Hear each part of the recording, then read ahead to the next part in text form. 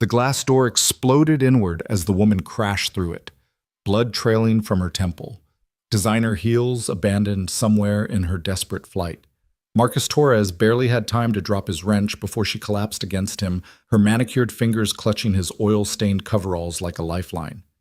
"Please," she gasped, terror making her voice raw. "They're going to kill me." Outside, black SUVs screeched into his gas station, and Marcus made the choice that would transform his simple life into something extraordinary. Follow my story to the end and comment the city you are watching from so I can see how far my story has reached. Marcus Torres had exactly $17 in his wallet, a 9-year-old daughter asleep at home, and 3 hours left on his shift when everything changed.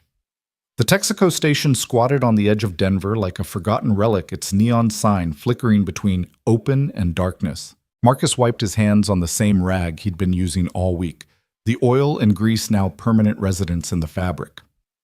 The clock on the wall, the one that had been 5 minutes fast since he'd started working here 2 years ago, showed 11:47 p.m.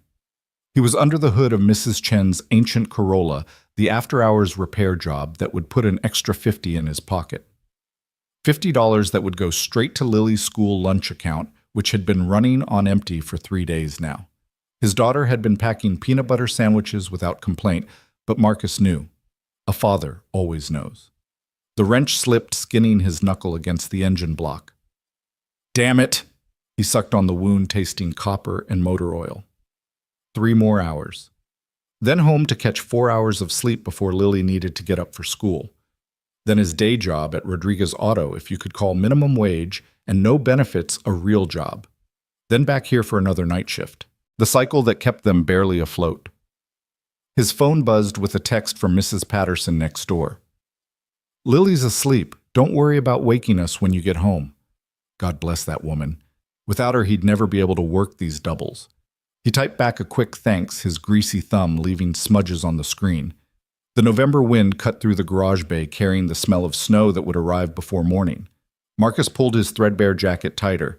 The heating system had died last Tuesday. Jerry, the station owner, said he'd fix it when he'd fix it, which meant never. Marcus was calculating if he could squeeze out another week from their grocery budget when he heard it. Footsteps. Running. Fast. Not the casual jog of someone out for exercise. This was the sound of prey. He straightened from the engine wrench still in hand and moved toward the garage entrance. The footsteps grew louder, accompanied now by labored breathing. Then he saw her. She burst into view like something from another world. Designer dress, torn at the shoulder. No shoes. Blonde hair that had probably been perfect hours ago now wild around her face. But it was her eyes that made Marcus move pure terror. The kind he'd only seen once before in his wife's eyes the day the doctor said terminal. The woman saw him and changed direction, heading straight for the station. Behind her, maybe 30 seconds back, came the sound of engines. Big ones. Multiple vehicles. "Please!" She crashed through the door, actually crashed shoulder first, the bell above it jangling madly. "Please, you have to help me." She stumbled and Marcus caught her before she hit the oil-stained concrete. Up close, he could see the bruise forming on her cheekbone, the small cut on her lip. Someone had hit her, recently. "Miss what?" "They're coming." She gripped his coveralls, her hand shaking so hard he could feel it through the thick fabric. "They're going to kill me. Please, I know how this looks, but I'm not crazy. I'm not on drugs. They're really going to—" The sound of engines became thunder. Through the window, Marcus saw them 2 black SUVs, the kind with tinted windows that you saw in movies about government conspiracies. They were moving fast, too fast for the narrow street, and they were definitely coming here. Marcus had about 5 seconds to decide. He looked at the woman. Really looked at her. Beneath the terror and the dishevelment, she had the kind of face you saw in business magazines. High cheekbones, intelligent eyes, the bone structure that whispered money, and good breeding. Her dress, even torn, probably cost more than he made in a month. The watch on her wrist definitely did. None of that mattered. What mattered was that she was terrified and she was asking for help, and Marcus Torres had been raised by a father who taught him that you don't turn away from someone in need. "Back room," he said, pulling her toward the station's small office. "Now." She didn't question, just followed. Marcus shoved her through the door into the cramped space that served as Jerry's office, though Jerry hadn't been there in 6 months. "Get under the desk. Don't move. Don't make a sound. She folded herself into the space, and Marcus grabbed a pile of old invoices from the filing cabinet, scattered them over the desk. Made it look like someone had been working. Then he stepped back into the main garage just as the SUVs screamed into the lot. Marcus picked up his wrench and bent back over Mrs. Chen's engine. His heart was hammering so hard he was sure they'd hear it over the engine noise, but his hands were steady. 20 years of working on cars had taught him that. 3 men got out. Marcus watched them in his peripheral vision, keeping his head down. They moved like professionals, smooth, coordinated, purposeful. The one in front was tall, built like someone who spent serious time in the gym. The other 2 flanked him, their eyes scanning the area. Marcus kept working, letting them come to him. "Hey." The tall one's voice was flat, emotionless.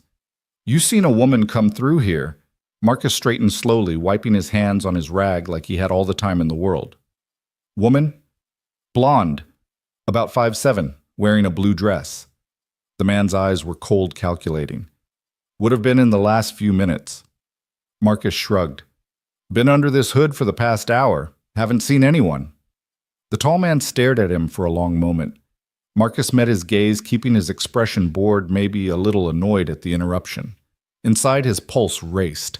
"Mind if we look around?" It wasn't really a question. "Knock yourself out." Marcus turned back to the engine. "Just don't touch anything. Insurance doesn't cover customer stupidity." One of the other men laughed, but it was cut short by a look from the tall one. They spread out, checking the bathroom, looking behind the counter. Marcus kept working, forcing himself to maintain an easy rhythm, righty-tighty, lefty-loosey, simple movements to keep his hands busy and his mind focused. The tall man moved toward the office. "That's locked," Marcus called out without looking up. "Owner's private office. He finds out I let anyone in there, I'm fired." "You got a key?" "Wouldn't matter if I did. Man's got cameras in there, paranoid about employee theft." Marcus glanced over, let a small smile play at his lips. "Though between you and me, there's nothing in there worth stealing unless you're into 5-year-old tax returns and vintage porn magazines." The tall man's hand was on the doorknob. One turn and he'd know Marcus was lying. There were no cameras. Jerry was too cheap for cameras. "Blake, we got something." The voice came from outside. The tall man, Blake, turned away from the door and strode back out. Marcus followed, trying to look curious rather than terrified.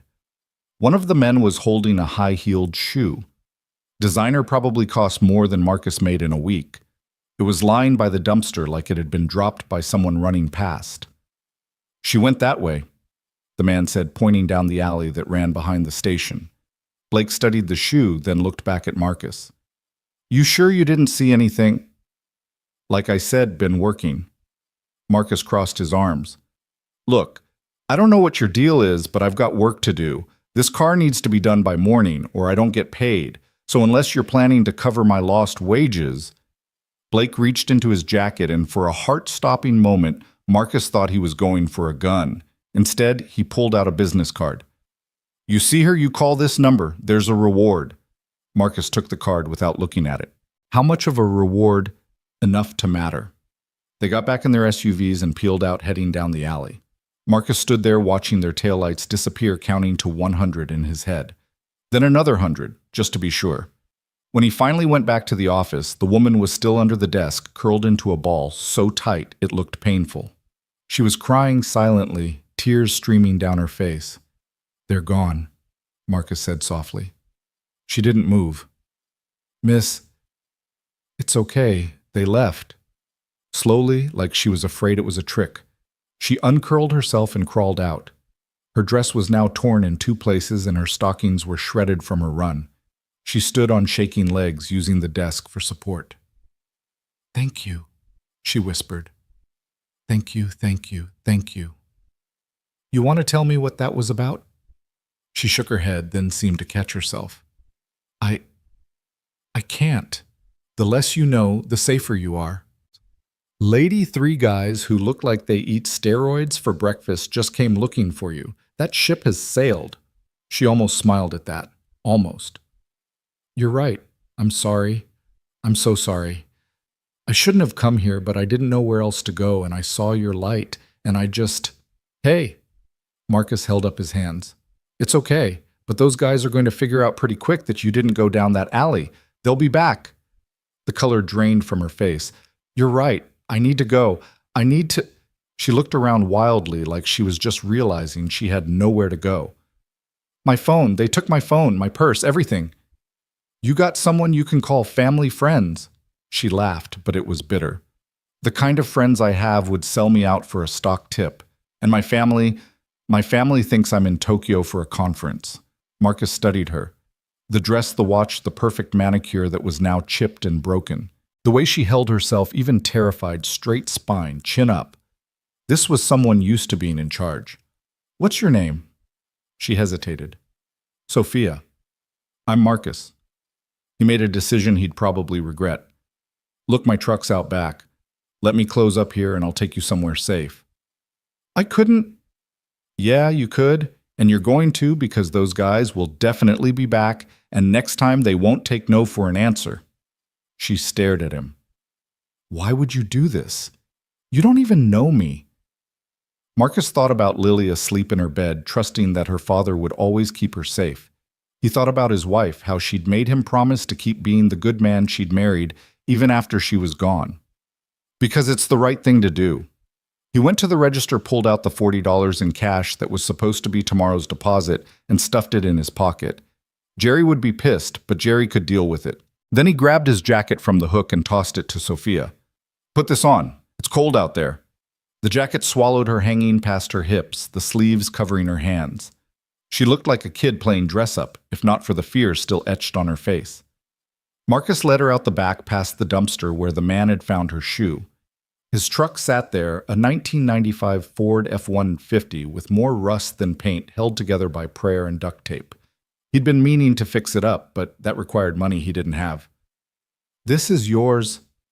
She tried to keep the surprise out of her voice and failed. She's not pretty, but she runs. Marcus opened the passenger door. The hinges screamed in protest. Watch the spring poking through the seat. Sophia climbed in, careful of the exposed spring. Marcus got in the driver's side and turned the key. The engine coughed, sputtered, then caught. The heater immediately started blowing cold air. Takes a few minutes to warm up, he said apologetically. It's fine, it's perfect. She was looking out the back window, watching for SUVs. Marcus pulled out onto the street, heading in the opposite direction from where the men had gone. He knew these streets had grown up on them. He took a circuitous route, doubling back twice, cutting through an alley so narrow the mirrors almost scraped the walls. You've done this before, Sophia observed. Had a misspent youth. He glanced at her. So what's the plan? Where am I taking you? She seemed to deflate. I don't know. I can't go home. They know where I live. I can't go to the office. That's probably where they grabbed me from. I can't go to the police because... She was quiet for so long he thought she wasn't going to answer.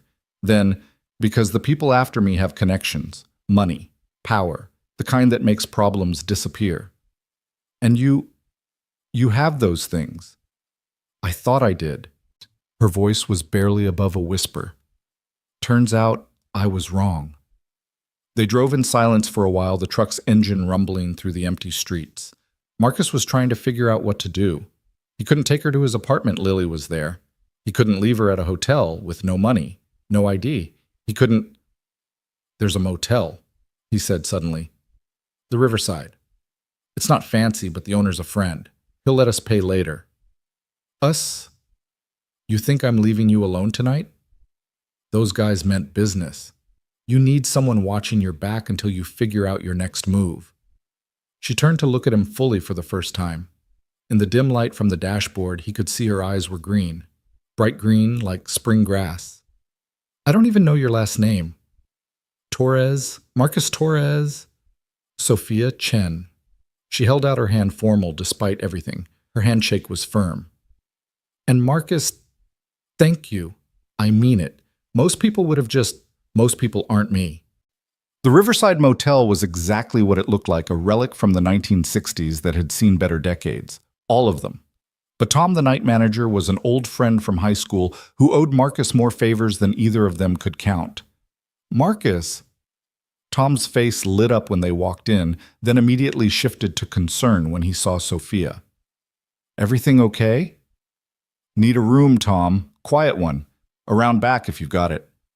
Tom's eyes flicked between them, taking in Sophia's torn dress barely hidden by Marcus's jacket, the bruise on her face. Trouble? The kind we don't talk about. Tom nodded slowly, then reached for a key. Not a key card, the Riverside was too old for that. An actual key attached to a plastic tag with the number worn almost off. Room 12, far corner. Can't see it from the road. He slid the key across the counter. I'm assuming you'll square up later. Soon as I can. Don't worry about it. Tom's voice was gentle. You need anything else, you call. I'm here all night. The room was small, dated, but clean. 2 beds with quilted covers that had probably been there since the motel opened. A TV that might pick up local channels if you held the antenna just right. A bathroom with fixtures that belonged in a museum. Sophia sat on one of the beds, looking lost. I'll go get some supplies, Marcus said. Food, water, first aid kit for that cut. You'll be safe here. Tom's good people and those guys have no reason to look here. You're leaving. The fear in her voice made him stop. Just for 20 minutes. There's a 24-hour Walgreens 2 blocks away. She nodded, wrapping her arms around herself. Marcus's jacket made her look even smaller. Lock the door behind me. Don't open it for anyone but me. I'll knock 3 times, pause, then twice more. Okay?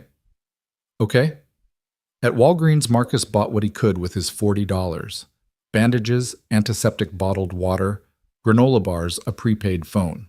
The teenager at the counter didn't even look up from his phone. Marcus paid in cash and headed back. 3 knocks. Pause. 2 more. Sophia opened the door immediately, relief flooding her face. She'd been crying again. He could tell from the fresh tear tracks. Thought you might not come back, she admitted. Said I would, didn't I? He cleaned the cut on her face while she sat still as a statue. This close, he could smell her perfume, something expensive and subtle. It seemed out of place in the shabby motel room, like finding a diamond in a coal mine. You have medical training, she asked. Daughter plays soccer. I've cleaned my share of scrapes. You have a daughter. Lily, she's 9. Her mother passed away 3 years ago. Cancer. I'm sorry. Yeah, me too. He finished with the bandage, stepped back. That should hold. You might want to get it looked at properly tomorrow. Tomorrow? She said it like it was a foreign concept. I don't even know what tomorrow looks like. Start with tonight. Get some rest. Things will be clear in the morning. You're staying? Marcus gestured to the other bed. If that's okay. Like I said, I don't think you should be alone tonight. She nodded, relief evident. More than okay. Marcus sat on the other bed, pulled out his phone. I need to text my neighbor. Let her know I might not make it home tonight. He sent a quick message to Mrs. Patterson saying he had an emergency and asking if Lily could stay with her in the morning. The response was immediate. Of course. Everything okay? He typed back. We'll explain later, thank you. When he looked up, Sophia was watching him. Your daughter, she's lucky to have you. I'm the lucky one. Tell me about her.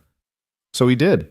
He talked about Lily's obsession with dinosaurs, how she could name every period of the Mesozoic era, how she'd insisted on dressing as a paleontologist for Halloween, complete with khaki vest and fake fossil brushes. How she still left a place at the dinner table for her mother just in case Angels got hungry. Sophia listened and gradually the tension in her shoulders eased. When he finished, she was almost smiling. She sounds amazing. She is. She's everything good in this world. He paused. What about you family? Parents in San Francisco. They wanted me to be a doctor. I became a CEO instead. They're still disappointed. She pulled her knees up to her chest. No kids, no husband. My company is my family. Was my family. Was. She was quiet for a long moment. Outside, a siren wailed in the distance. Marcus, what do you do for work, I mean? Mechanic. Work at Rodriguez Auto during the day, the gas station at night. 2 jobs.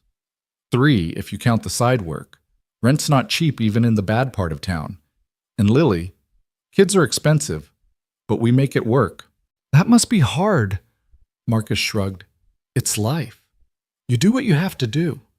I ran a company, Apex Industries. Have you heard of it? Marcus almost laughed. Lady Apex Industries owns half of downtown. Everyone's heard of it.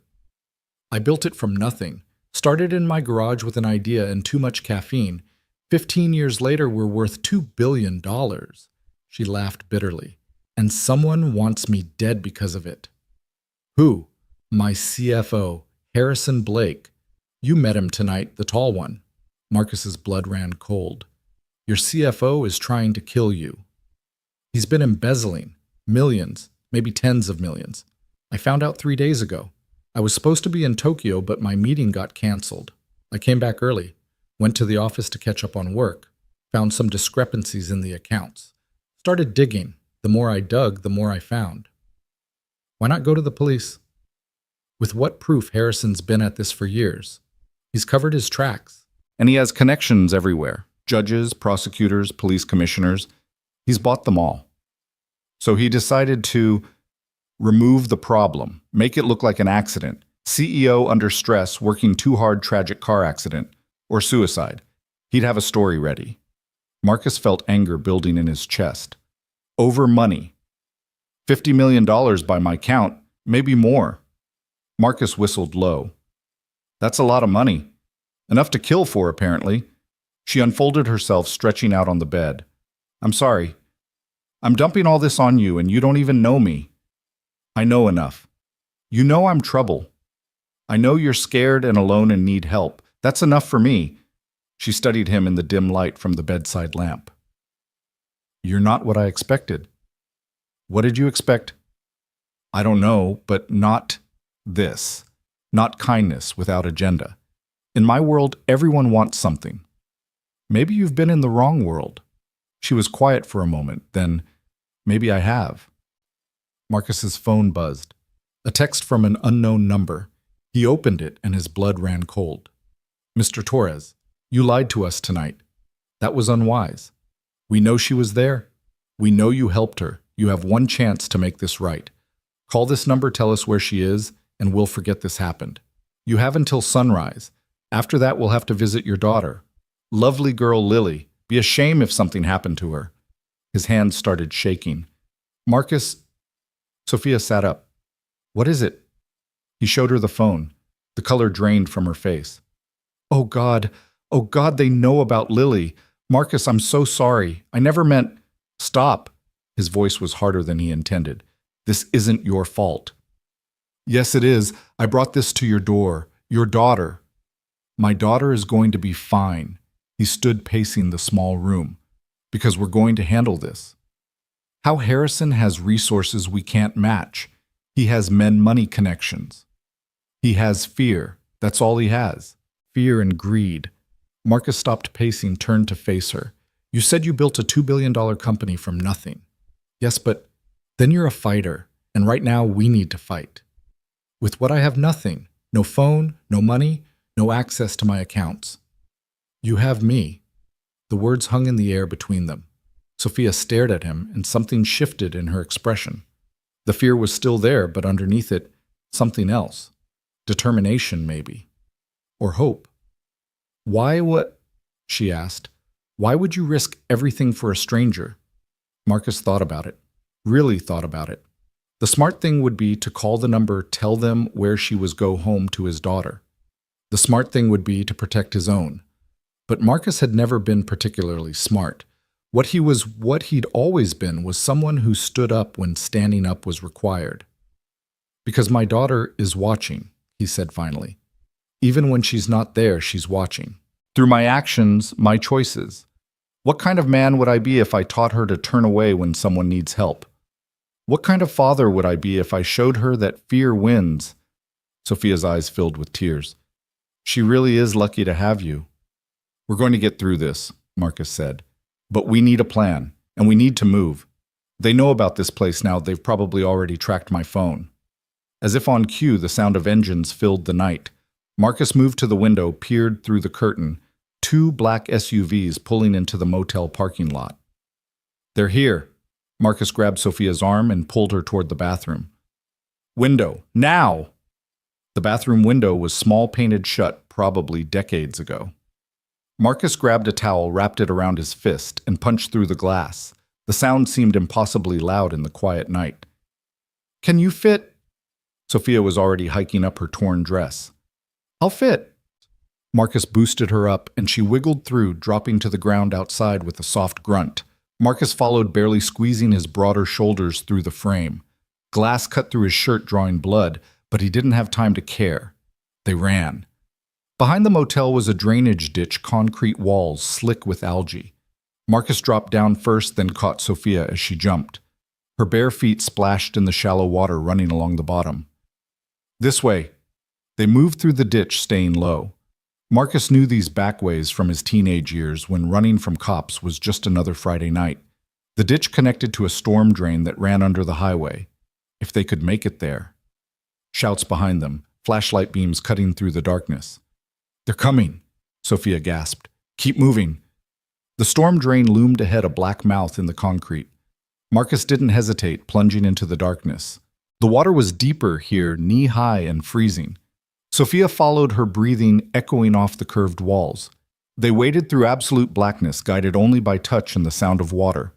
Marcus kept one hand on the wall, the other reaching back occasionally to make sure Sophia was still there. Her fingers would grip his cold and trembling, then let go. After what felt like hours but was probably 10 minutes, they emerged on the other side of the highway. Marcus helped Sophia climb out, both of them soaked and shivering. They were in an industrial area, warehouses and chain-link fences as far as they could see. "My truck," Marcus said through chattering teeth. "They'll be watching it." "We need somewhere to go." Marcus pulled out his phone, then immediately turned it off. They could track it, but without it, he had no way to check on Lily, no way to call for help. "There's a place," he said finally. "Friend of mine owns a garage about a mile from here. He lets me use it sometimes for side work. There's an office with a couch." They walked through the empty street, Sophia barefoot and limping. Marcus gave her his shoes, which were 3 sizes too big, but better than nothing. Every car that passed made them tense, ready to run or hide. The garage was tucked between a Chinese restaurant and a pawn shop, both closed for the night. Marcus found the hidden key, a magnetic box under the dumpster, and let them in through the back. Inside it smelled of motor oil and rubber, familiar and comforting to Marcus. He found the office really just a glorified closet with a desk and an ancient couch that had seen better decades. "It's not much, it's perfect." Sophia collapsed on the couch, pulling her legs up. "It's warm and dry, and they don't know about it. That makes it perfect." Marcus found some coveralls hanging on a hook, tossed them to her. "These'll be big, but they're clean. Ish." While she changed in the bathroom, Marcus tried to think. Blake and his men knew who he was, where he worked, where he lived. They knew about Lily. That was the part that made his hands clench into fists. Threatening him was one thing. Threatening his daughter. Marcus. Sophia stood in the doorway wearing the coveralls, which made her look like a kid playing dress-up. She'd washed her face, revealing the full extent of the bruising. Her left eye was swelling shut. "We need to get you to a hospital." "No hospitals. They'll be watching." She was right. Blake would have men at every emergency room in the city by now. "Then we need ice, at least." He found an old lunch bag in the break room freezer, wrapped it in paper towels. "Here." She held it against her eye, wincing. "What are we going to do?" "First, we need to get Lily somewhere safe." "I have a place." Marcus looked at her skeptically. "Not mine," she clarified. "A cabin. In the mountains. It belongs to the company, but it's off the books. We use it for sensitive meetings. Blake doesn't know about it." "You're sure?" "I'm sure. I set it up myself, separate from all other company assets. Different name, different accounts. It was my insurance policy." "Against what?" "Against this." She gestured vaguely at their situation. "I always knew having that much money made me a target. I just thought the threat would come from outside, not from within." "How far?" 2 hours, maybe 3, near Estes Park." Marcus calculated. They'd need a car, gas, supplies, and they'd need to get Lily without Blake's men seeing them. "I know what you're thinking," Sophia said. "It's too dangerous. We should just nothing. We're going to get my daughter, and we're going to your cabin, and we're going to figure this out." He stood. "But first we need a car. Steal one. Borrow one." Marcus pulled out a set of keys from the desk drawer. Owner's got a beater he keeps for parts. It runs, barely, but it'll get us there. The car was a 1988 Honda Civic that looked like it had lost a fight with a baseball bat. Multiple fights. But when Marcus turned the key, it started on the first try. Small miracles, he muttered. They drove through the pre-dawn darkness, taking back roads and residential streets. Marcus's apartment building looked quiet, no suspicious vehicles in sight. But that didn't mean anything. They could be watching from anywhere. Stay here, he told Sophia. Engine running. Anything happens, you drive. I don't... You run a $2 billion company. You can drive a stolen Honda. He slipped out before she could argue. Marcus knew every entrance and exit to his building, including the ones management didn't know about. He went through the basement up the old service elevator that supposedly didn't work anymore. His apartment door was untouched, no signs of forced entry. He grabbed a backpack, throwing in clothes for him and Lily, her favorite stuffed dinosaur, the emergency cash he kept hidden in a coffee can, all $87 of it. Then he went to Mrs. Patterson's door, knocked softly. She answered immediately, like she'd been waiting. Marcus, what's going on? I need to take Lily, now. Something in his face must have told her not to argue. She disappeared, returning with a sleepy Lily wrapped in a blanket. Daddy, Lily rubbed her eyes. Is it morning? Not yet, baby. We're going on an adventure. A dinosaur adventure. Something like that. Mrs. Patterson gripped his arm. Marcus, if you're in trouble. Just need to lay low for a bit. I'll call when I can. She nodded, worry creasing her face. You take care of that little girl. Always. He carried Lily down the back stairs, her arms around his neck, still mostly asleep. She barely stirred when he put her in the back seat of the Honda, just curled up with her blanket and dinosaur. Sophia looked back at her, something soft crossing her face. She's beautiful. Yeah. They drove in silence as the sky began to lighten, painting the mountains in shades of purple and gold.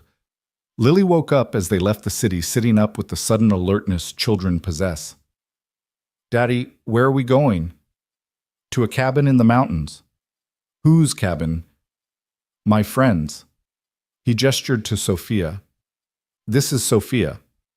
Lily studied Sophia with the unfiltered curiosity of a 9-year-old. What happened to your face? Lily, Marcus started.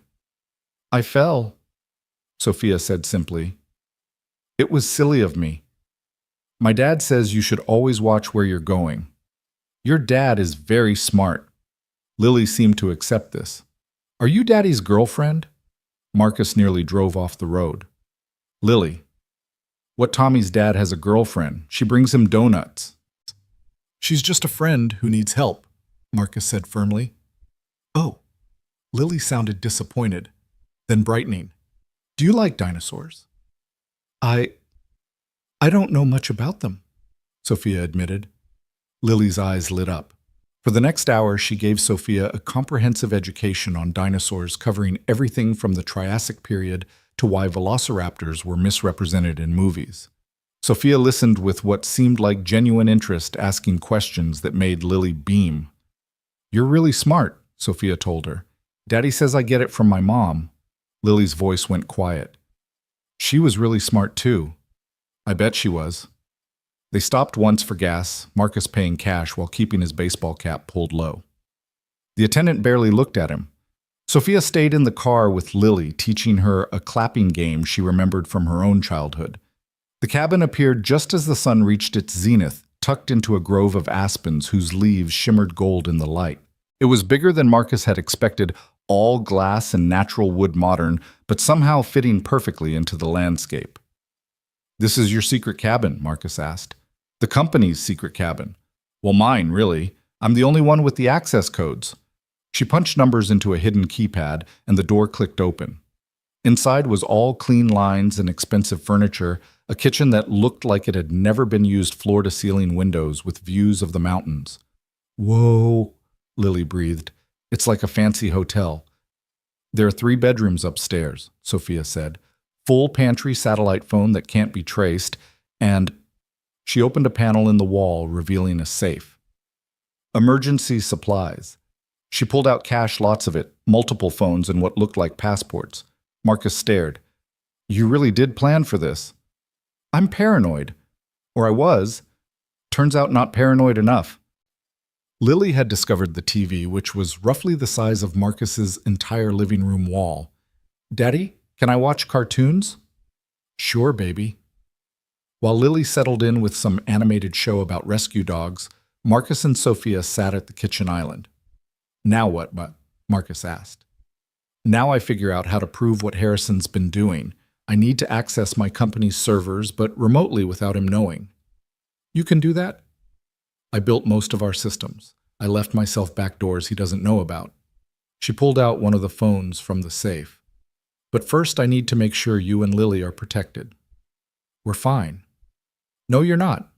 Harrison won't stop. He can't afford to. You've seen his face. You know what he's doing. You're witnesses. The weight of that settled on Marcus's shoulders. So what do you suggest? Let me pay you. What?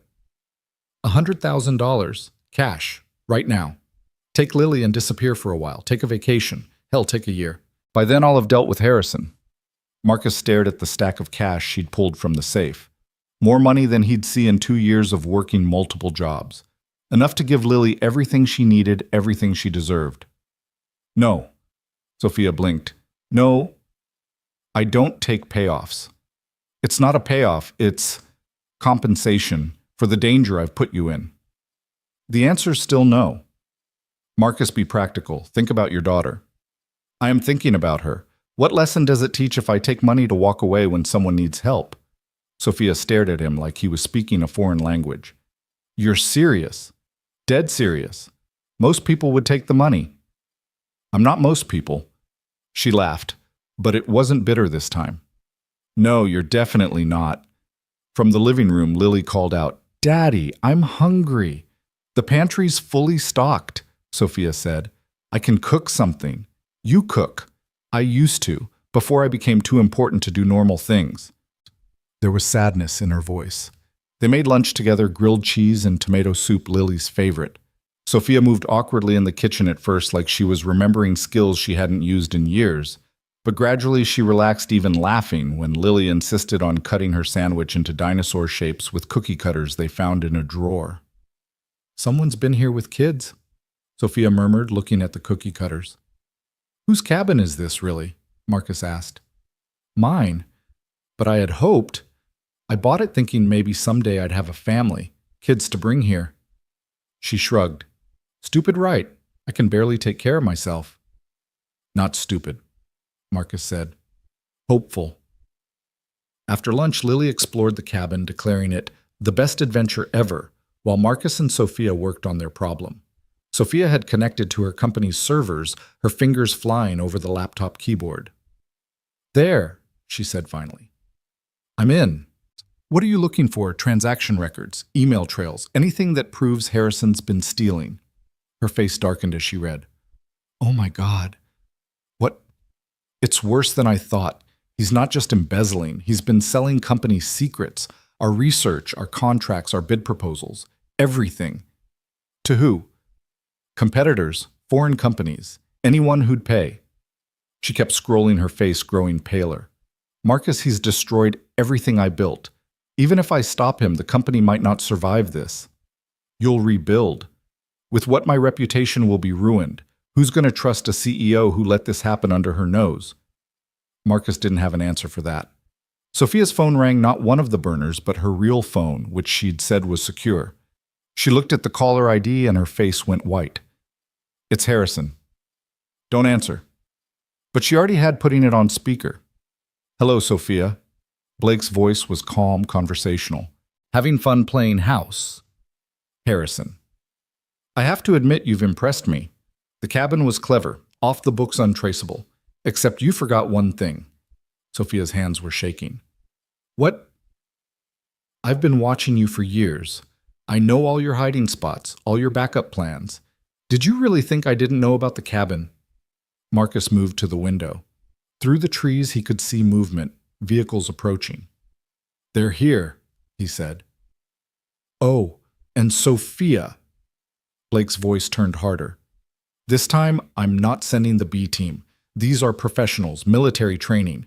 They have orders to make it look like a murder-suicide. Desperate woman kills the man who helped her, his daughter, then herself. Tragic, really. The line went dead. Lily, Marcus called. Come here, baby. Right now. She appeared at the top of the stairs, picking up on his tension immediately. Daddy, we're leaving. Get your dinosaur. Sophia was already at the safe pulling out everything money documents, a gun Marcus hadn't noticed before. You know how to use that, Ult? He asked. I took lessons after the first death threat years ago. She checked the magazine with practiced efficiency. But I've never shot at a person. Hopefully you won't have to. They could hear engines now getting closer. Marcus scooped up Lily, who wrapped her arms around his neck without question. Kids from rough neighborhoods learned early when not to ask questions. Back door, Sophia said, leading the way. They slipped out just as the first SUV pulled up to the front. The woods behind the cabin were thick, offering cover. Marcus carried Lily, her face buried in his shoulder, while Sophia led them along what might have been a deer trail. Behind them, shouts, the sound of the cabin door being kicked in. They ran. The trail led down toward a stream Marcus could hear but not see. The underbrush grabbed at their clothes branches, whipping at their faces. Lily stayed silent, her arms tight around Marcus's neck. A gunshot cracked through the air. Bark exploded from a tree inches from Marcus's head. Down! Sophia yelled. They dropped behind a fallen log, Lily whimpering softly. Marcus held her tight, his hand over her head, trying to make them as small as possible. Give it up, Sophia. A man's voice, not Blake's. You're just making this harder. Sophia rose slightly, fired twice in the direction of the voice. The shots were impossibly loud in the quiet forest. Someone cursed, and Marcus heard them diving for cover. We have to keep moving, Sophia whispered. They crawled along the ground using the log as cover until they reached thicker woods. Then they ran again, Marcus's legs burning from carrying Lily, his lungs screaming for air. The stream appeared suddenly wider than expected, water rushing over rocks. Sophia didn't hesitate, plunging in. The water was glacial, straight from mountain snowmelt. Marcus gasped as he followed, holding Lily high to keep her as dry as possible.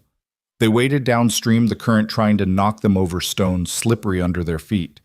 Behind them, voices and crashing through brush. Their pursuers had reached the stream. Around a bend, Sophia spotted something and grabbed Marcus's arm, pointing. A culvert where the stream went under a road. They ducked inside, pressed against the concrete walls, water rushing past their legs. Marcus could hear his heart pounding, Lily's quick breathing, Sophia's teeth chattering. They waited. Footsteps above them on the road, voices muffled but close. They went downstream. You sure? Where else upstream is too steep? The footsteps moved away. They waited another 5 minutes, then carefully emerged. The road was empty, a 2-lane mountain highway Marcus didn't recognize. Which way? He asked. Sophia looked both directions, calculating. Down, toward town. We need people around us. Witnesses. They walked along the road's edge, ready to dive into the woods at the first sound of an engine. Lily had gone quiet in that way kids did when they knew something was very wrong. Her face serious beyond her years. After maybe a mile, they heard a car coming. Marcus tensed, ready to run, but it was just an old pickup, a local by the look of it. The truck slowed and an elderly man leaned out. You folks okay? You look like you've been swimming with your clothes on. Marcus and Sophia exchanged glances. Car went off the road, but Marcus said. Back there. We're okay, but we need to get to town. Hop in. I'll give you a ride. They climbed into the truck bed, huddling together for warmth. The old man drove them into Estes Park, dropping them at a small motel on the main strip. You sure you don't need a hospital? He asked. We're fine, Sophia assured him. Thank you so much. The motel clerk looked at them suspiciously. Soaking wet, disheveled Sophia's face bruised, but Sophia slid cash across the counter, and his concerns evaporated. The room was small, but clean. Marcus immediately turned the heater on full blast, while Sophia deadbolted the door and pulled the curtains. Daddy, I'm cold, Lily said, her first words in an hour. I know, baby. Let's get you into a hot shower. While Marcus got Lily warm and into dry clothes from the backpack, Sophia sat on the bed staring at the gun in her hands. I almost killed someone, she said quietly when Marcus emerged from the bathroom, Lily wrapped in towels. You protected us. I've never. I've made hard decisions, fired people, destroyed competitors. But this? It's different when it's physical, when it's real. She looked up at him. How are you so calm? I'm not calm. I'm terrified. But Lily needs me to be strong, so I am. Lily came out of the bathroom in fresh clothes, her dinosaur clutched to her chest. Daddy, are those bad men gone? Marcus knelt down to her level. Yeah, baby, they're gone. Were they trying to hurt Sophia? He glanced at Sophia, then back to his daughter. Yeah, but we didn't let them. Good. Lily walked over to Sophia, studied her for a moment, then climbed onto the bed beside her. Don't worry, my daddy won't let anyone hurt you. Sophia's eyes filled with tears. She looked at Marcus over Lily's head and something passed between them. An understanding, maybe. Or a promise. We need a new plan, Marcus said. I know. Sophia wiped her eyes. Harrison won't stop. He can't. He's in too deep. So we stop him first. How he has resources, connections? You have those too. You're just not thinking like him. What do you mean? Marcus sat on the other bed facing them. You're thinking like a CEO. Legal channels, proper procedures. He's thinking like a criminal. Maybe it's time you did too. I don't know how to think like a criminal. Lucky for you, I do. He gave her a small smile. Remember that misspent youth I mentioned? You're going to help me. We're going to help each other. You're going to take down Blake and get your company back, and I'm going to make sure he never threatens my daughter again. Sophia nodded slowly. Okay, where do we start? We start by disappearing, really disappearing. Then we hit him where he's not expecting, which is his money. You said he's been embezzling for years, that money has to be somewhere. We find it, we find his weakness.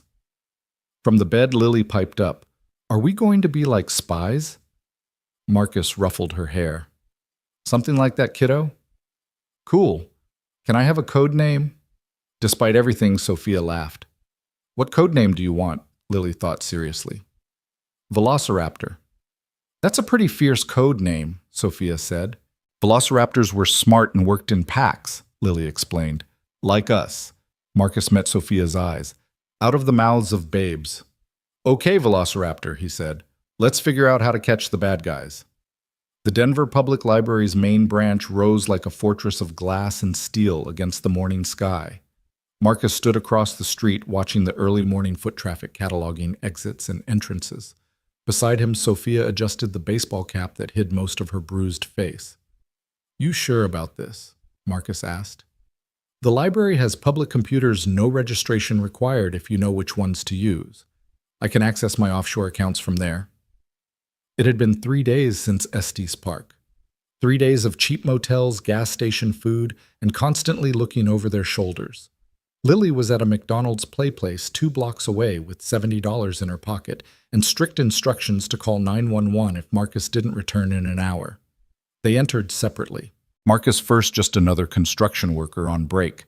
Sophia 5 minutes later, hunched and shuffling like someone down on their luck. They'd bought the disguises at a thrift store, worn clothes, old backpacks, the invisible uniform of the forgotten. The computers were on the 3rd floor. Sophia sat at a terminal in the corner while Marcus positioned himself where he could watch both her and the entrance. She worked quickly, fingers flying over the keyboard. Got it, she whispered after 20 minutes. They left the way they came separately, meeting at a coffee shop 3 blocks away. Well, Marcus asked. Harrison's been moving the money through shell companies, 15 of them all registered in different states, different countries. But they all lead back to one account in the Caymans. How much? $63 million. Marcus whistled low. That's more than you thought. He's been at it longer than I realized, maybe since the beginning. Her face was hard. I trusted him. When I started the company, he was one of the first people I hired. He was brilliant with numbers, had vision. I thought he believed in what we were building. Maybe he did. People change. Or maybe I just never really knew him. She pulled out a burner phone. I need to make a call. To who? The one person I know Harrison hasn't bought. My lawyer, former lawyer, Rachel Chen, my cousin. Marcus tensed. Family can be compromised too. Not Rachel. She hates Harrison, always has. Said he reminded her of a snake in an expensive suit. Smart woman. Sophia dialed waited. When someone answered, her whole demeanor changed. Rachel? It's me. Don't say my name. Just listen. She gave her cousin an abbreviated version of events speaking in code they'd apparently established years ago. When she hung up, she looked marginally more hopeful. She'll help. She's going to file injunctions, freeze the accounts Harrison doesn't know we know about. Buy us time. Buy us. Time for what? To prove everything. To take it to the FBI. The FBI Harrison claims to have bought. Not all of them. Rachel has a contact, someone clean. They picked up Lily, who was entertaining a group of younger kids with dinosaur facts. She ran to Marcus' Happy Meal toy in hand. Daddy, look, it's a T-Rex. That's great, baby. In the car, another beater Sophia had bought with cash. Lily chattered about her morning while Marcus drove, and Sophia made notes on a legal pad. We need proof, she muttered. Physical proof. Documents recording something. Where would that be? Harrison's office, maybe, or his home. She tapped the pen against her teeth. He's paranoid. He'd keep backups. You know where he lives. Penthouse in Lodo. Building has security like Fort Knox. What about the office? Apex Tower, 43rd floor. My security codes are definitely revoked by now. Marcus thought. What about maintenance cleaning crews? Sophia looked at him. You're thinking of breaking in. I'm thinking of walking in. Big difference. That night, they left Lily with Rachel Chen. Sophia had resisted, but Rachel insisted. She'll be safer with me than running around the city with you two playing Mission Impossible, Rachel had said. She was a small woman with Sophia's cheekbones and sharp eyes that missed nothing. I have security, and I'm not on Harrison's radar. Lily had taken to Rachel immediately, especially when she learned Rachel had a cat named Professor Whiskers. You'll come back, right? Lily asked Marcus as he tucked her into the guest bed. Always, baby. And Sophia, too. Marcus glanced at Sophia hovering in the doorway. Yeah, her too. Now Marcus stood outside Apex Tower wearing a janitor's uniform Sophia had somehow procured complete with ID badge from a company that actually serviced the building. The night shift starts at 10, Sophia said through the earpiece they'd bought at an electronics store. You'll have maybe an hour before the real crew shows up. Where are you what? Coffee shop across the street. I've got eyes on the lobby. Marcus pushed a cleaning cart through the service entrance. The security guard barely glanced at his badge. Just another invisible person doing invisible work. The service elevator went to every floor without requiring special access. The benefits of being beneath notice. Marcus rode it to 43, his heart hammering. Harrison's office was at the end of the hall. Double doors that screamed executive importance. Marcus tried the handle. Locked, obviously. But the conference room next door wasn't, and the wall between them was just a partition with a shared ventilation system above the drop ceiling. Marcus had spent his youth exploring places he shouldn't be. Some skills you never forgot. He stood on the conference table, pushed up a ceiling tile, and hauled himself into the crawl space. It was tight, dusty, filled with cables and pipes. He crawled carefully, following the ductwork until he was over Harrison's office. The ceiling tiles here were different reinforced, but there was an access panel for the HVAC system. Marcus carefully removed it and dropped down onto Harrison's desk. I'm in, he whispered. Be careful. The office was ridiculous floor-to-ceiling Windows furniture that cost more than Marcus made in a year, abstract art that probably cost more than he'd make in a lifetime. But Marcus wasn't here for a tour. He found the computer, but it was password protected. The desk drawers were locked. He pulled out the lockpicks he'd kept from his teenage years, still carried them out of habit more than anything. The bottom drawer opened after 30 seconds of work. Inside were files, USB drives, and a small black notebook. Jackpot, Marcus breathed. He photographed everything with the phone Sophia had given him page by page. Bank statements, correspondence, handwritten notes that looked like account numbers. Marcus, get out. Sophia's voice was urgent. Someone just entered the building. Executive elevator. Marcus shoved everything back, relocked the drawer. He could hear the elevator now, that expensive whisper of well-maintained machinery. He climbed back onto the desk, pulled himself into the ceiling just as he heard footsteps in the hall. The access panel wouldn't go back properly. It kept catching on something. The footsteps stopped outside the door, the sound of a key in the lock. Marcus let go of the panel and scrambled backward through the crawl space, moving as fast as he dared. He could hear the office door opening below, footsteps on that expensive carpet. He dropped back into the conference room just as lights went on in Harrison's office, visible through the frosted glass partition. Marcus grabbed his cleaning cart, tried to look busy. The conference room door opened. Harrison Blake stood there still in his expensive suit despite the late hour. "What are you doing here?" His voice was sharp, suspicious. Marcus kept his head down, affected a slight accent. "Cleaning, sir. Conference room on the schedule." "The conference room is cleaned in the morning." "Special request, sir. Something about a big meeting tomorrow." Blake studied him. Marcus could feel those cold eyes cataloging every detail. "What's your name?" "Miguel, sir." "Miguel what?" "Rodriguez." Blake pulled out his phone. "Let me verify that with—" The fire alarm went off. The sound was deafening, strobe lights flashing. Blake cursed, looking toward his office, then back at Marcus. But Marcus was already moving, pushing the cart toward the exit. "Emergency evacuation, sir," he called over the alarm. "We all have to leave." Blake hesitated, clearly torn between suspicion and protocol. The alarm made the decision for him. He headed for his office, probably to grab something important. Marcus didn't wait to see what. He abandoned the cart and ran for the stairs. "Nice timing," he said into his earpiece as he descended. "I have my moments," Sophia replied. "Meet you at the rendezvous." The rendezvous was a parking garage 6 blocks away. Sophia was waiting in the car, engine running. Marcus jumped in and they drove, not too fast, not too slow, just another car in the night traffic. "Did you get it?" Marcus held up the phone. "Everything, including what looks like a ledger of payments to cops, judges, city officials." "My God, how deep does this go?" "Deep enough that we need to be very careful about our next move." They drove back to Rachel's house, where Lily was asleep on the couch, with Professor Whiskers curled on her chest. The sight made something tighten in Marcus's chest. This was what normal looked like, what safe looked like. "She tried to stay awake," Rachel said softly. "Wanted to make sure you came back." Marcus carefully picked up his daughter, cradling her against his chest. She stirred but didn't wake. "We need to review what you found," Rachel said. "If it's what you think it is, we can take this to my FBI contact tomorrow." "Tonight," Sophia corrected. "Harrison knows someone was in his office. He'll accelerate whatever he's planning." They spread the photos across Rachel's dining room table. The ledger was damning names, dates, amounts. Judges who'd ruled in Apex's favor, cops who'd buried investigations, city councilors who'd pushed through favorable zoning. "This is enough to bring down half the city government," Rachel breathed. "Which is why Harrison won't hesitate to kill to protect it," Sophia said.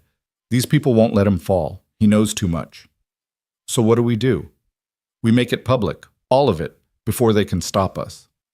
"How?" Sophia smiled, and it was sharp.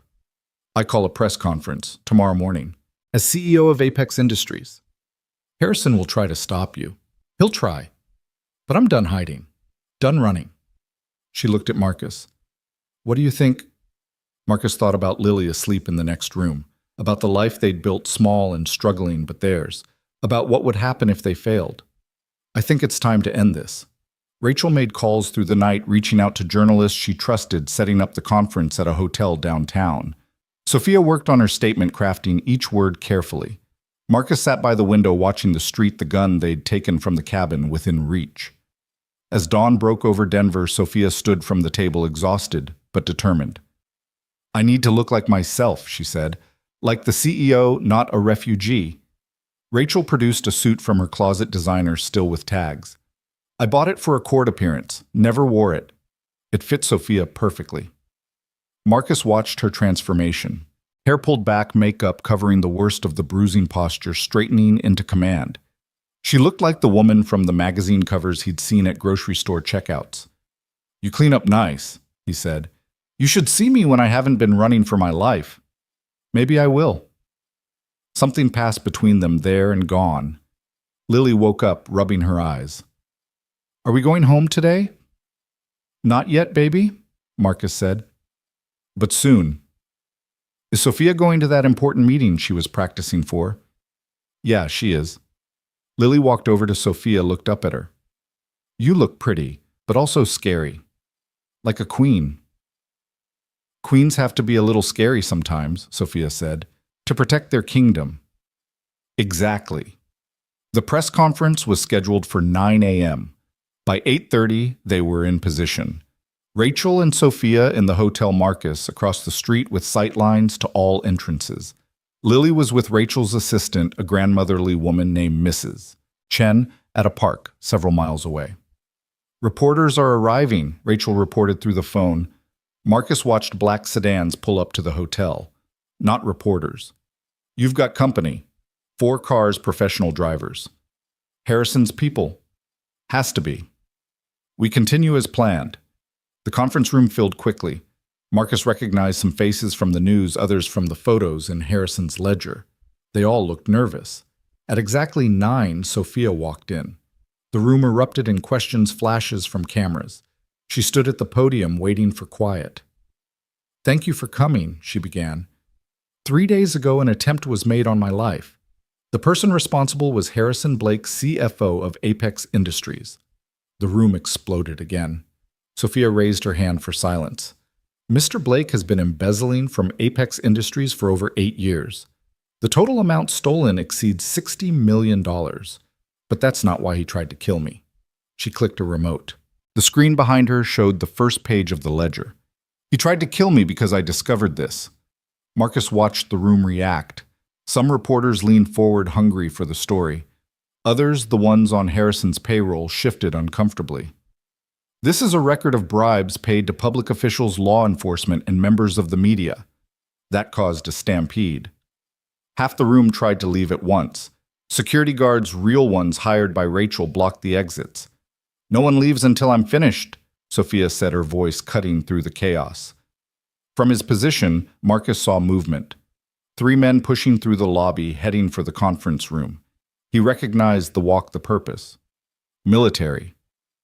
Incoming, he said into his phone. Rachel heard him through her earpiece, whispered to Sophia, but Sophia didn't stop, just spoke faster. The FBI has been provided with all documentation. Arrests are being made as we speak. That was the signal. FBI agents who'd been positioned around the room stepped forward, badges out. The 3 military types in the lobby stopped reassessing. Then Marcus saw him. Harrison Blake stepping out of a car right in front of the hotel. He didn't look panicked. He looked furious. Blake's here, Marcus reported. Harrison walked into the hotel like he owned it, which Marcus supposed he sort of did. The military types fell in behind him. He's coming up, Marcus said. 4 men total. In the conference room, Sophia continued presenting evidence. Bank records, emails, recorded conversations Harrison didn't know had been captured. The conference room doors burst open. Harrison stood there, his cold eyes finding Sophia. This woman is mentally unstable, he announced to the room. She's been under psychiatric care for paranoid delusions. Nice try, Sophia said, but I have receipts. She clicked the remote again. A video played Harrison in his office talking on the phone. Just kill her. Make it look like an accident. I don't care how much it costs. The room went dead silent. Harrison's face didn't change. That's fabricated. Deep fake technology. From your own security system, Sophia interrupted. Date stamped 3 days ago, 2 hours before the first attempt on my life. The FBI agents moved toward Harrison. He stepped back, his men forming a wall. You have no authority. Actually, we do. An older agent stepped forward, badge prominently displayed. Harrison Blake, you're under arrest for conspiracy to commit murder, embezzlement, and racketeering. Harrison looked around the room, maybe expecting support from the people he'd bought.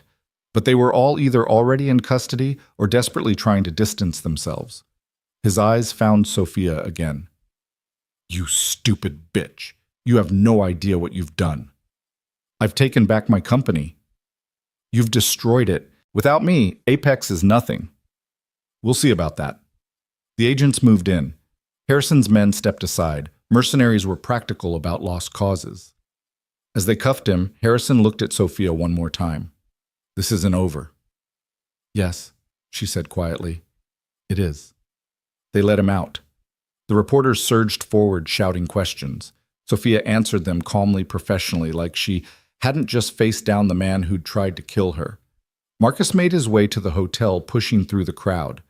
When Sophia saw him, something in her composed expression cracked, just for a moment.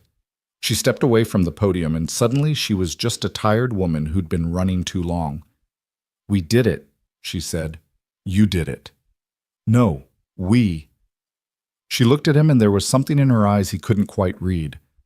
I couldn't have done any of this without you. Before Marcus could respond, Rachel appeared with Lily in tow. His daughter ran to him, jumping into his arms. Daddy! We saw it on TV. Sophia was like a superhero. Yeah, Marcus said, looking at Sophia over his daughter's head. She kind of was. The aftermath was chaos.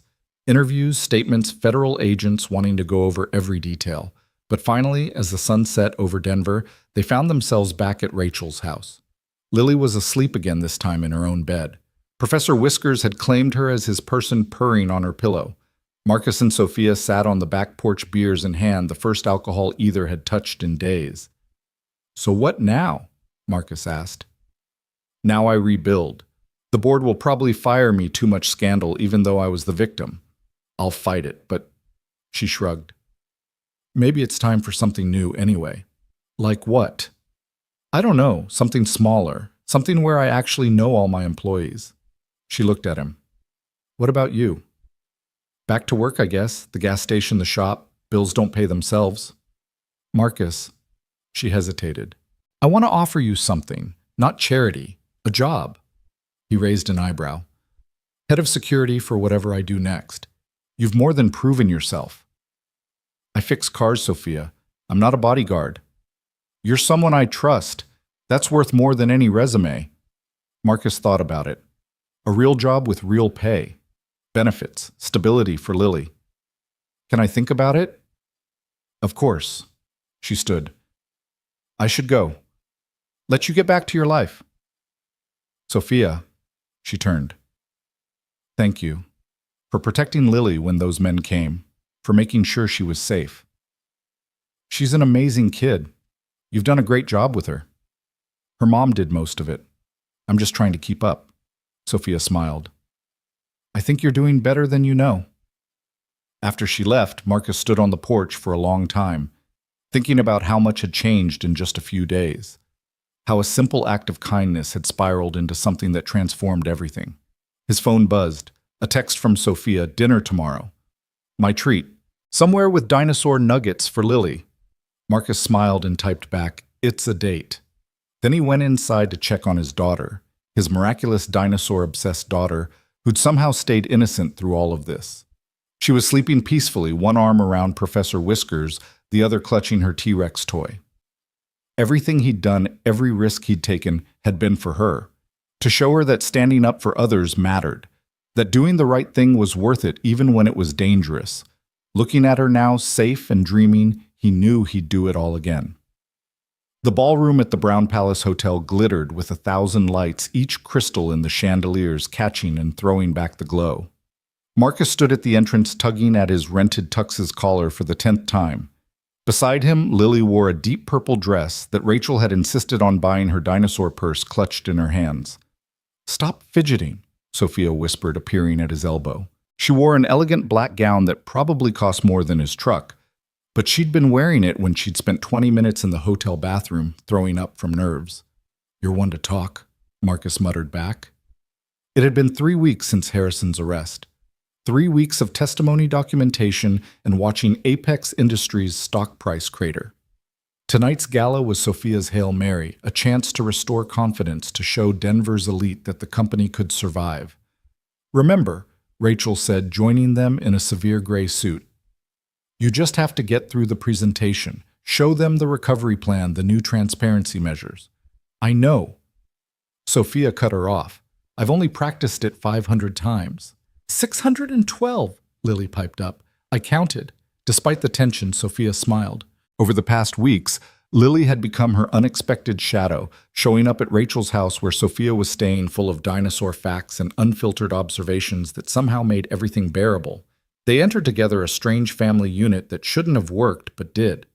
The room was already half full, board members, investors, reporters, all turning to stare as Sophia Chen, the CEO, who'd exposed one of Denver's biggest corruption scandals, walked in.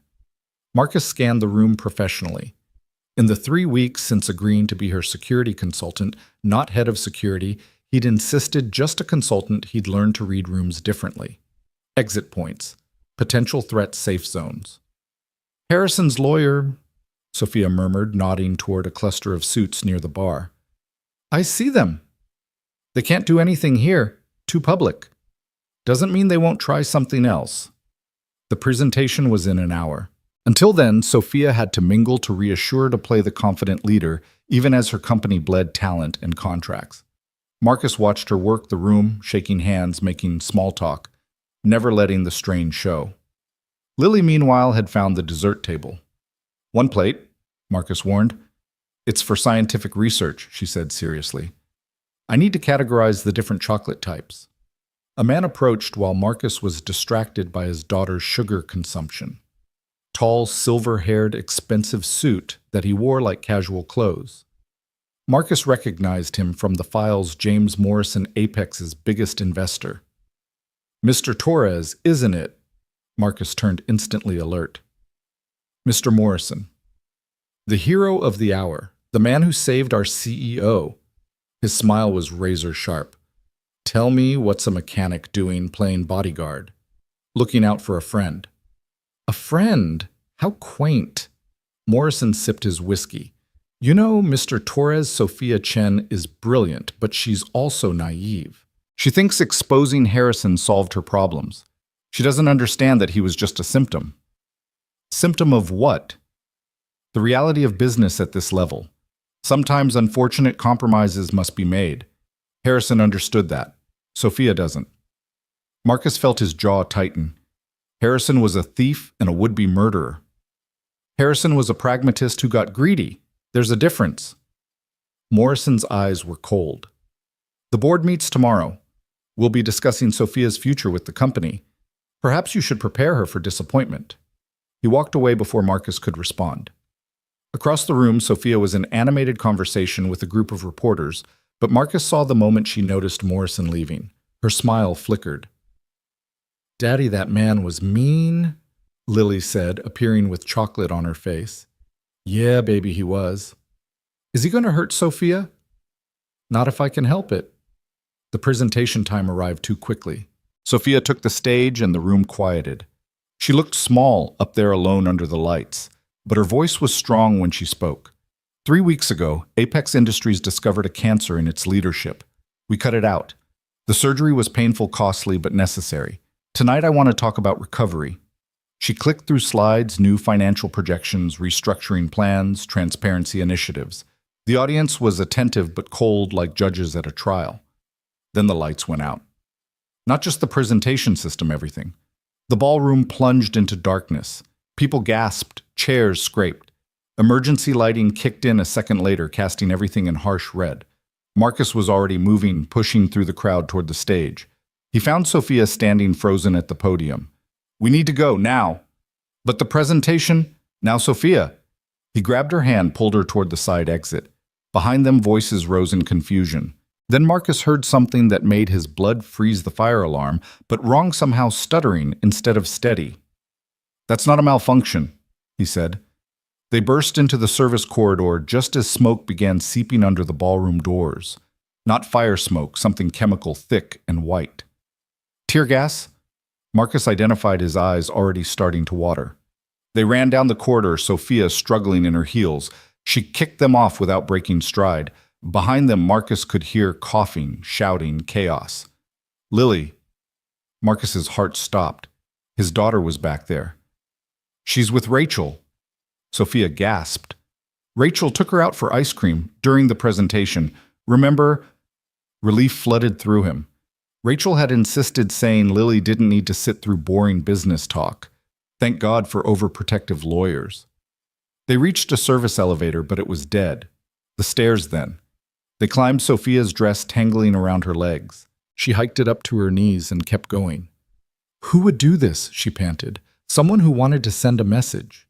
They emerged on the roof, Denver spreading out below them in a tapestry of lights. The night air was sharp cold, clearing the chemicals from their lungs. Marcus pulled out his phone, called Rachel. Where are you? Ice cream shop on 16th. We saw emergency vehicles heading toward the hotel. What happened?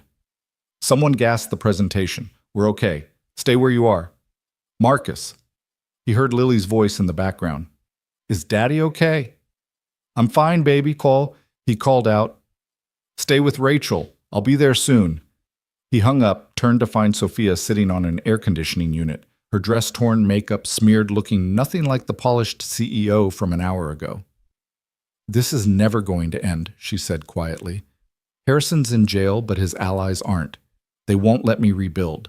They'll destroy everything first. So we don't let them. She laughed bitterly. How I played by the rules, Marcus. I exposed the corruption, went through proper channels. And look what it got me. Then stop playing by their rules. She looked up at him. What are you suggesting? I'm suggesting we stop reacting and start acting. You know who these people are. Morrison, the others. You have dirt on them. Harrison couldn't have operated alone. Knowing and proving are different things. In court, maybe, but we're not in court. The roof access door banged open. 3 men in tactical gear emerged, faces covered. Not police. Their movement was too aggressive, too focused. Marcus stepped in front of Sophia, but she grabbed his arm. Wait, she said. One of the men pulled off his mask. Marcus recognized him, one of Harrison's mercenaries from the cabin. Ms. Chen, the man said, we need to talk. Since when do Harrison's hired guns want to talk?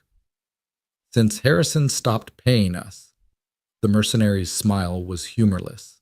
And since we discovered he was planning to eliminate us after we eliminated you, loose ends and all that. What do you want? Employment. You're going to need security, real security. We're offering our services. Marcus stepped forward. You tried to kill her. We tried to complete a contract, nothing personal. The mercenary looked at Sophia.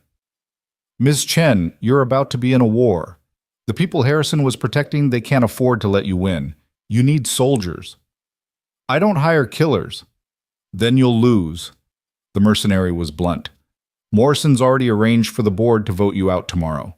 After that criminal charges, they'll claim you orchestrated everything with Harrison, that you were partners. They have judges who'll make it stick. Sophia's face paled. That's impossible.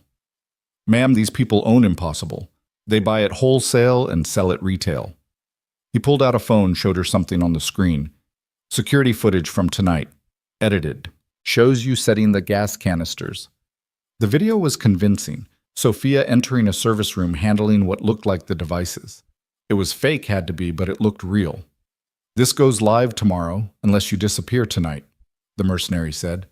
Take a buyout sign and NDA vanish. That's Morrison's offer. And if I refuse, then you go to prison, and everyone who helped you goes with you. His eyes flicked to Marcus. Everyone. The threat to Marcus was clear, but more than that, the threat to Lily. These people would destroy a child's father to make a point. I need time to think, Sophia said.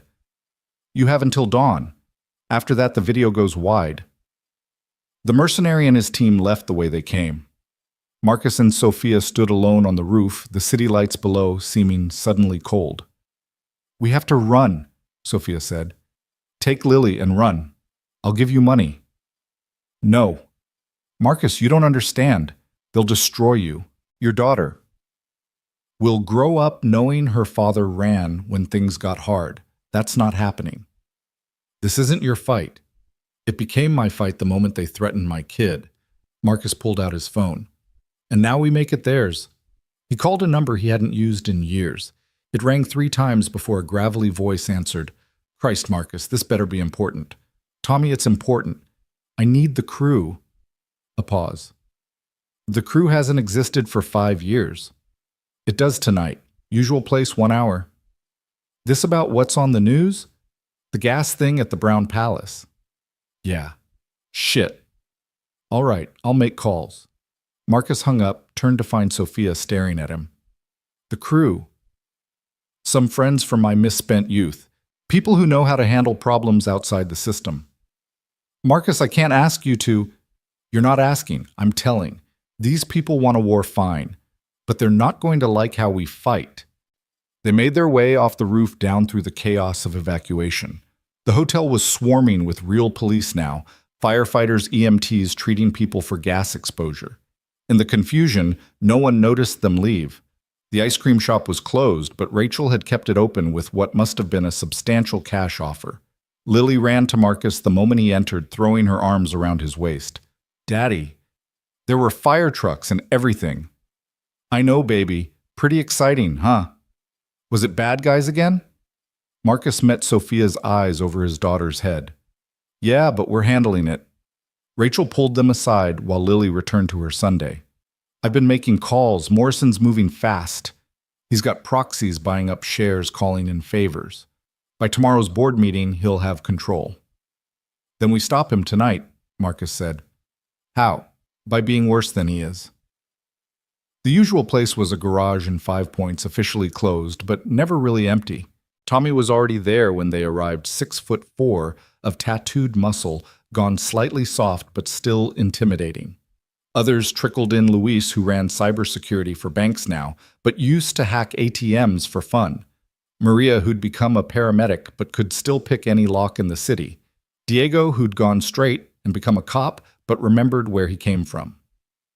So, Tommy said, cracking his knuckles, we going to war with rich people?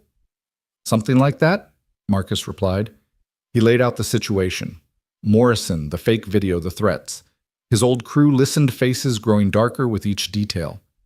They threatened little Lily. Maria's voice was dangerously quiet. Indirectly. Fuck indirectly. You threaten Marcus's kid, you threaten all of us. So what's the play? Luis asked, already pulling out a laptop. I can kill that video, make it disappear from every server it's on. That's defense, Marcus said. We need offense. Morrison, Sophia said suddenly. Everyone turned to her. She'd been quiet since they'd arrived, clearly uncomfortable in this world. He's the key.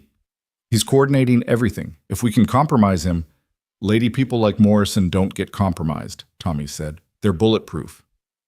Legally, maybe, but everyone has secrets. She looked at Luis. Can you get into his personal systems? Luis grinned. Does a bear shit in the woods? Then do it. Financial records, emails, everything. That's illegal, Diego pointed out, though he was smiling. So is framing someone for terrorism, Sophia shot back. I'm done playing nice. While Luis worked his digital magic, the others planned. Marcus would handle physical security, making sure Morrison's people couldn't get to Sophia or Lily. Maria would infiltrate the hotel staff, get access to Morrison's room. Diego would use his police connections to muddy any official response. Got something, Luis announced after an hour. Morrison's got a problem, a big one. A big she? They crowded around his laptop. On screen were financial records, but not Morrison's official ones. Cayman accounts, Luis explained. Same bank Harrison used. And look at the dates. The transfers aligned with Harrison's embezzlement. Morrison hadn't just known about the theft, he'd been profiting from it. He was Harrison's partner, Sophia breathed. That's why he's so desperate to silence me. If this comes out, he goes down harder than Harrison, Marcus finished. Can we prove it? Rachel asked. The records are right here, Luis said.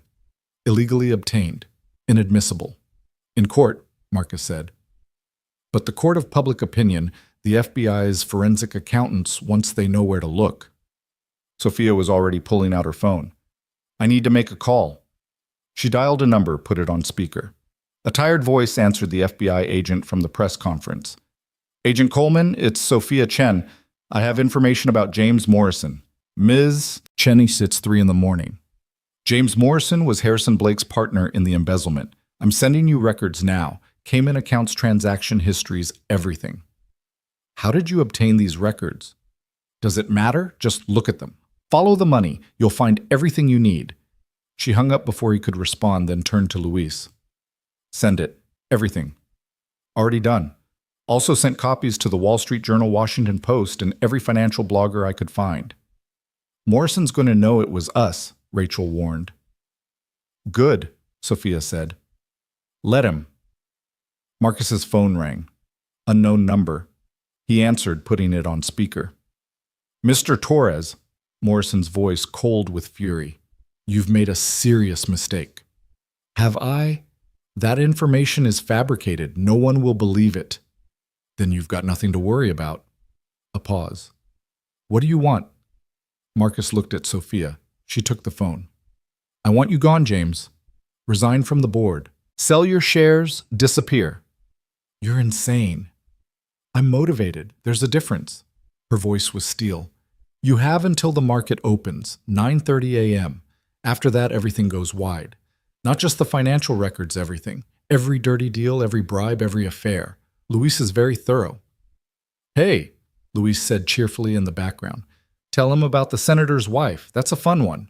Morrison's breathing was audible through the phone. You don't know who you're crossing. Neither did you, Sophia replied. 9:30, James. Don't test me. She hung up. The room was quiet for a moment. Then Tommy started laughing deep and genuine. Lady, you've got bigger balls than half the crew. Dawn came slowly, painting the mountains pink and gold. They'd moved to Rachel's house safer, more comfortable, and with better coffee. Lily was asleep on the couch, having stayed up late, insisting she was part of the team. Marcus stood on the porch, watching the sunrise. Sophia joined him carrying 2 mugs of coffee. Thank you, she said. For what? For showing me how to fight dirty. You already knew. You just needed permission. They stood in comfortable silence, watching the city wake up. At 9:25, Sophia's phone buzzed, an email from Morrison's lawyer. Resignation from the board agreement to sell all shares back to the company at a loss. We won, Sophia said, but she didn't sound triumphant, just tired. This round, Marcus corrected. There'll be others. I know, but maybe I don't have to face them alone. Marcus looked at her, really looked at her, not the CEO, not the woman he'd saved, but Sophia.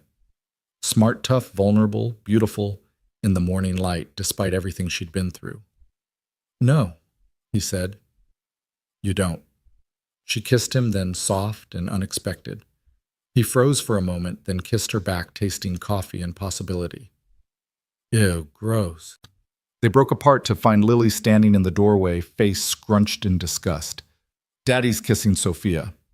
Very observant, Marcus said, feeling his face heat. Does this mean she's your girlfriend now? Marcus and Sophia looked at each other, then burst out laughing. I don't know, baby, Marcus said. Maybe we should take it one day at a time.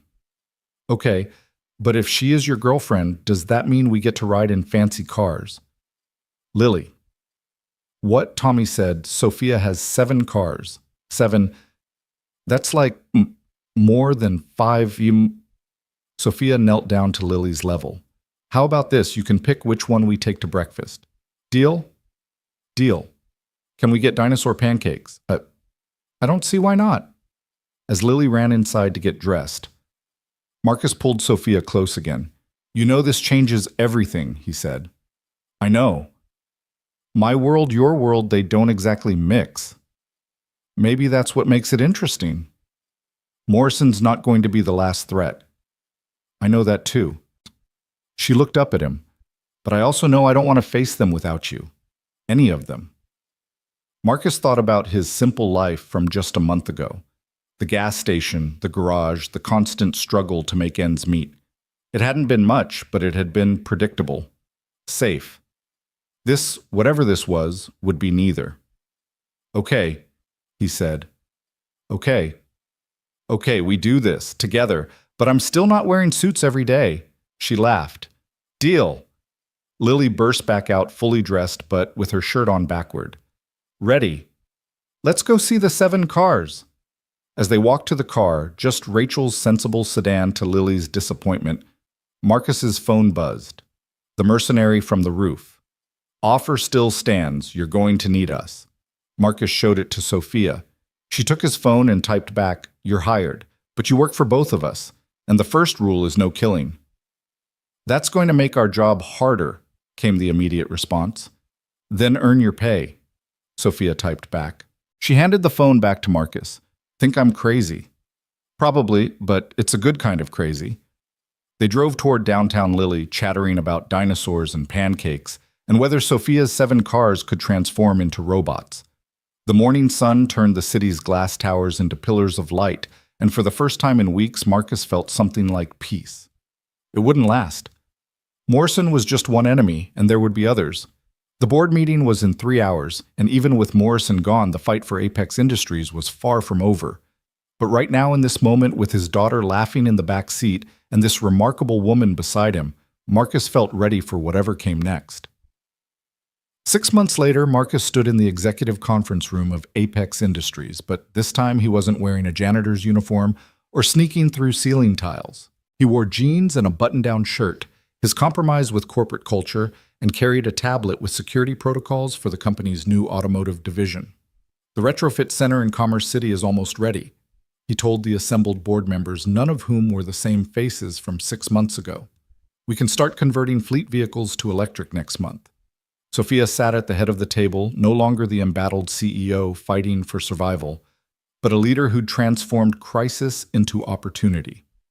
After the scandal, Apex had restructured completely, selling off the divisions tainted by corruption and refocusing on sustainable technology. The automotive division, Marcus's idea, was their newest venture. Mr. Torres, one of the new board members, said, "Your projections show profitability within 18 months. That seems optimistic." "It's realistic," Marcus replied. "I've been fixing cars for 20 years. I know what people need, what they can afford, and what they're willing to pay for. This isn't about selling luxury EVs to rich people. It's about converting work vehicles, delivery vans, service trucks, the vehicles that actually keep the city running. And you'll be overseeing this personally. Along with my team, yes. His team. Tommy ran logistics using his connections to source parts. Luis handled the technical systems, making sure their converted vehicles could talk to smart city infrastructure. Maria managed customer service, and Diego made sure they stayed on the right side of the law, mostly. After the meeting, Marcus found Sophia in her office, the same one where he'd broken in months ago. She was staring at her computer screen, frowning. "Bad news?" he asked. "Email from Morrison's lawyers. He's suing for defamation." "Let him. Discovery will be fun." She laughed, spinning her chair to face him. "When did you become so comfortable with legal warfare?" "When I started dating a CEO. You pick things up." The dating thing had been complicated. They'd tried to keep it quiet at first, but Lily had blown that by announcing at a company picnic that her dad was kissing Ms. Sophia all the time now. The media had been brutal, initially gold digger accusations for him, judgment about inappropriate relationships for her. But they'd weathered it, and now it was just another fact. Sophia Chen was rebuilding Apex Industries, and she was doing it with a former mechanic who'd saved her life. "Speaking of Lily," Sophia said, "she called me earlier. From school." Marcus groaned. "What did she do?" "Corrected her science teacher about dinosaur facts. Apparently there was a heated debate about whether T-Rex was a scavenger or predator. She gets passionate about accuracy. She gets that from her father." Sophia stood, moving close to him. "How's the Northside facility?" Marcus had convinced Sophia to open the retrofit center in his old neighborhood, providing jobs for people who needed them. It had been a hard sell to the board, but the tax incentives helped. "Good. We hired 12 new mechanics this week, all local." "And the gas station," Marcus smiled. He'd bought Jerry's old station with his first real paycheck from Apex, turning it into a training center for the retrofit program. Kids from the neighborhood could learn the trade, get certified, and get hired. "Jerry called me a sellout, then asked for a job." "Did you give him one?" "Management position. He's terrible at it, but he shows up."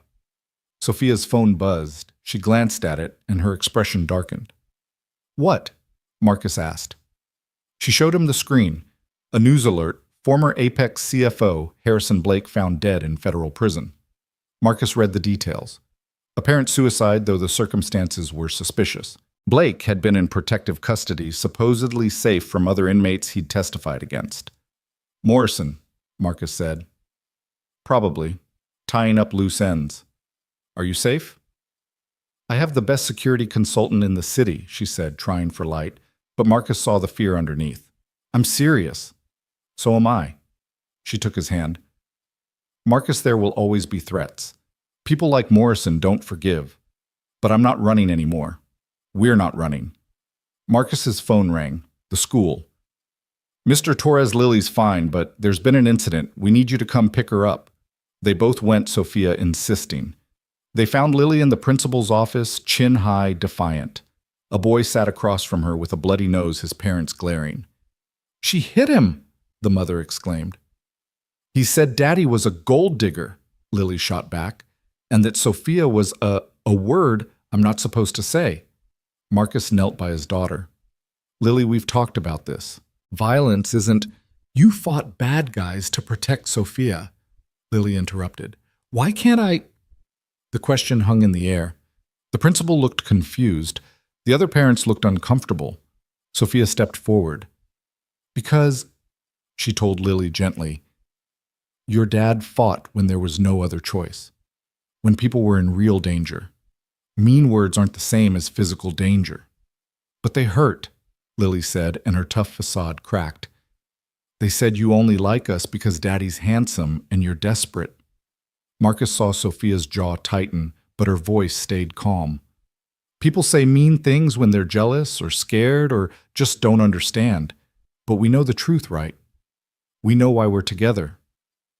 Because Daddy saved you, and then you saved him back, and now you save each other. Something like that. The principal cleared his throat. Lily will need to serve detention, and we'll need assurances this won't happen again. It won't, Marcus said firmly, then looked at the other parents. But maybe you should talk to your son about spreading gossip he hears at home. The father bristled. Are you implying... I'm stating, Marcus said, standing. Keep your opinions about my family to yourself, and we won't have problems. They left with Lily between them, small hand in each of theirs. In the parking lot, she looked up at them. Am I in trouble?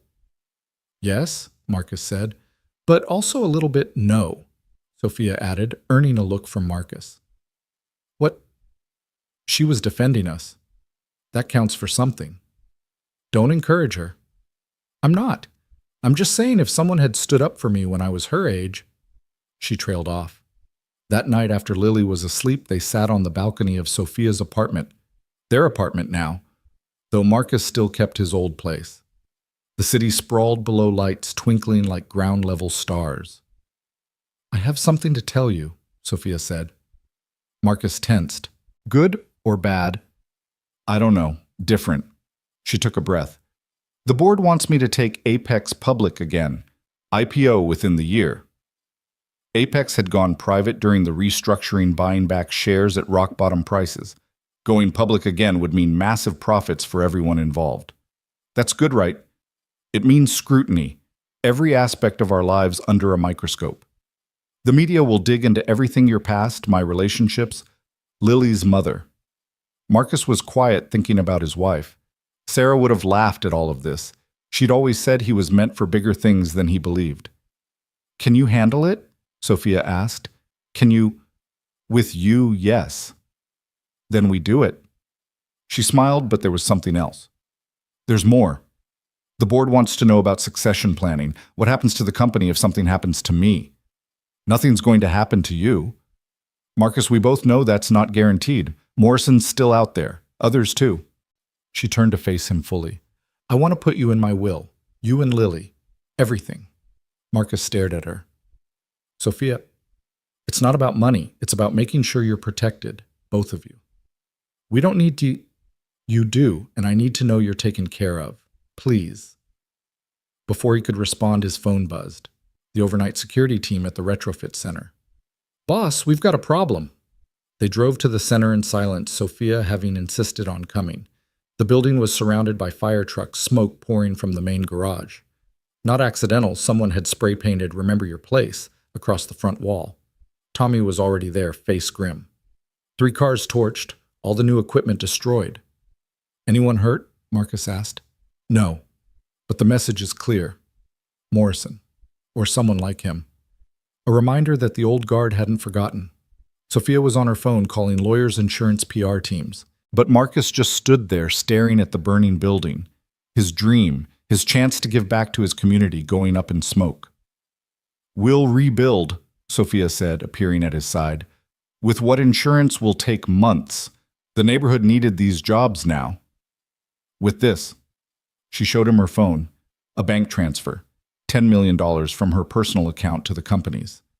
"My inheritance from my grandmother. I was saving it for something important." "Sophia, I can't." "It's not for you. It's for them." She gestured to the crowd, gathering locals who'd been hoping for work kids who'd signed up for training. "It's for everyone who believed in this." The next morning, they held a press conference in front of the burned building. Sophia announced the immediate rebuilding, the expansion of the program, and a challenge to the old guard trying to stop them. "You can burn our buildings, but she said to the cameras, "but you can't burn our resolve. Every attack makes us stronger. Every setback makes us more determined." Marcus stood beside her, Lily between them. His daughter held a sign she'd made herself, "My daddy and Sophia are heroes." The image went viral within hours. The struggling single dad, the CEO, and the little girl who believed in both of them. Donations poured in. Other companies offered support. The mayor promised city resources. Morrison responded through intermediaries, anonymous threats, legal challenges, whisper campaigns. But something had changed. The city was watching now. The story had captured something people needed: hope that the system could change, that good people could win. 3 weeks later, the retrofit center reopened. Bigger, better, with a waiting list of customers and more job applications than they could handle. Marcus stood in the new garage watching his team work. Tommy was teaching a kid from the neighborhood how to properly torque battery connections. Luis was showing a group of high schoolers how the diagnostic computers worked. "Proud of yourself?" Sophia asked, appearing beside him. "It's not about pride." "Then what?" He thought about it. "Redemption, maybe. Showing Lily that where you come from doesn't determine where you go." "She already knows that. She learned it from you." That night they had dinner at Marcus's old apartment. He'd insisted on keeping it a reminder of where they'd started. Lily was at a sleepover, so it was just them eating takeout Chinese on the floor because Marcus had sold most of his furniture. "I've been thinking," Sophia said. "Dangerous. About us. About what this is." Marcus set down his chopsticks. "And I love you." The words hung there, simple and complicated at once. "I love how you see the world," she continued. "How you protect people. How you've raised Lily. How you make me remember who I was before I became so focused on being who I thought I should be." "Sophia, I know it's fast, I know it's complicated, but almost dying has a way of clarifying things." Marcus moved closer to her. "I love you too. Have for a while now. Since when? Since you stood in my gas station terrified but trying to be brave. Since you trusted me when you had no reason to. Since you made dinosaur pancakes with my daughter and acted like it was the most important thing in the world." She kissed him then, and it felt like a promise. Later, as they lay together on his old mattress on the floor, Sophia said, "The IPO is next month." "I know. Everything changes after that." "I know that too. Are you ready?" Marcus thought about the kid who'd spent his youth stealing cars and running from cops, the young father who'd held his dying wife and promised to be better, the mechanic who'd worked 2 jobs just to keep the lights on. "No," he said honestly. "But I'll figure it out." "We'll figure it out," she corrected. The IPO was held at the New York Stock Exchange. Marcus wore his first real suit, bought not rented, though he still tugged at the collar. Lily wore a dress that Sophia had let her pick out, purple, with actual dinosaurs printed on it, completely inappropriate and perfect. They stood on the trading floor as Sophia rang the opening bell. The stock price soared immediately, the comeback story everyone wanted to believe in. Within hours, Apex Industries was worth more than it had ever been under the old leadership. But the real moment came that evening at the celebration dinner. Morrison was there. He'd bought shares through shell companies, still trying to profit from what he'd tried to destroy. He approached their table, smile sharp as a blade. "Congratulations, Ms. Chen. Mr. Torres." He looked at Lily. "And the little princess." "Thank you for coming, James," Sophia said coolly. "Wouldn't miss it. Though I should warn you, the market can be volatile." "What goes up?" He shrugged. Marcus started to stand, but Lily beat him to it. "You're the bad man," she said clearly. "The one who tried to hurt Sophia." The room quieted. Morrison's smile flickered. "I don't know what you mean." "Yes, you do. Daddy says liars always know they're lying." She turned to the room at large, voice carrying. "This man is a liar and a bully, and he burns down buildings when he doesn't get his way." Security moved toward them, but Sophia raised a hand, stopping them. "Mr. Morrison was just leaving," she said. Morrison's face had gone red. "You can't—" "I can. I'm the CEO, and you're trespassing." She stood Marcus beside her. "Leave, now. And James." The FBI reopened their investigation. Something about new evidence from Harrison's files. "You should expect a call." Morrison left, but not before leaning close to Marcus. "You'll regret this." "Get in line," Marcus replied. The threat would have scared him once. Now it just felt tired. Men like Morrison had been threatening men like Marcus forever. The difference was now Marcus had resources to fight back. A week later, Morrison was arrested on federal charges. The evidence from Harrison's files, carefully leaked to authorities, was damning. He'd live his remaining years in the same prison where Harrison had died, though probably not for long. Marcus stood in the garage of the retrofit center, now one of 5 across the city. They employed 300 people, had contracts with the city and state, and a waiting list stretching into next year. "Mr. Torres," a young man approached, nervous. "I'm starting Monday." "In the training program." Marcus recognized him, one of the kids who used to hang around his old gas station asking for work he couldn't give. "Good to have you aboard. Is it true what they say about you and Miss Chen?" "What do they say?" "That you saved each other." Marcus thought about it. About that night 6 months ago, no, almost a year now, when a desperate woman had crashed into his life and changed everything. "Yeah," he said. "That's true." The kid nodded and headed off to orientation. Marcus watched him go, remembering being that age, that hungry for a chance. His phone buzzed. A text from Sophia. "Board meeting over. We're approved for nationwide expansion. Dinner at home. Lily wants to show us her science project." Home. Their apartment, but really anywhere the 3 of them were together. He texted back, "On my way." As he drove through Denver past the old gas station, now the Marcus Torres Vocational Center, past the courthouse, where Blake had been tried, past the hotel where everything had almost ended, Marcus thought about the strange turns life took. He'd saved a stranger because it was the right thing to do. She'd saved him right back by showing him he was worth more than survival. Together, they'd built something neither could have managed alone. The media called it a modern fairy tale. His old crew called it lucky as hell. Lily called it destiny, though she couldn't pronounce it quite right. Marcus called it life. Messy, complicated, dangerous, beautiful life. He pulled into the parking garage of their building, where Sophia's 7 cars sat mostly unused. Lily had been disappointed to learn they were all just regular cars, not transformers. As he walked to the elevator, he passed the security office where the mercenaries turned bodyguards monitored everything. They nodded respectfully. The apartment door opened before he could reach for the handle. Lily stood there beaming, holding what looked like a papier-mâché stegosaurus. "Daddy, I got an A+. Mrs. Henderson says I'm going to be a paleontologist for sure." "That's amazing, baby." Sophia appeared behind Lily, no longer the terrified woman from the gas station or the embattled CEO from the boardroom.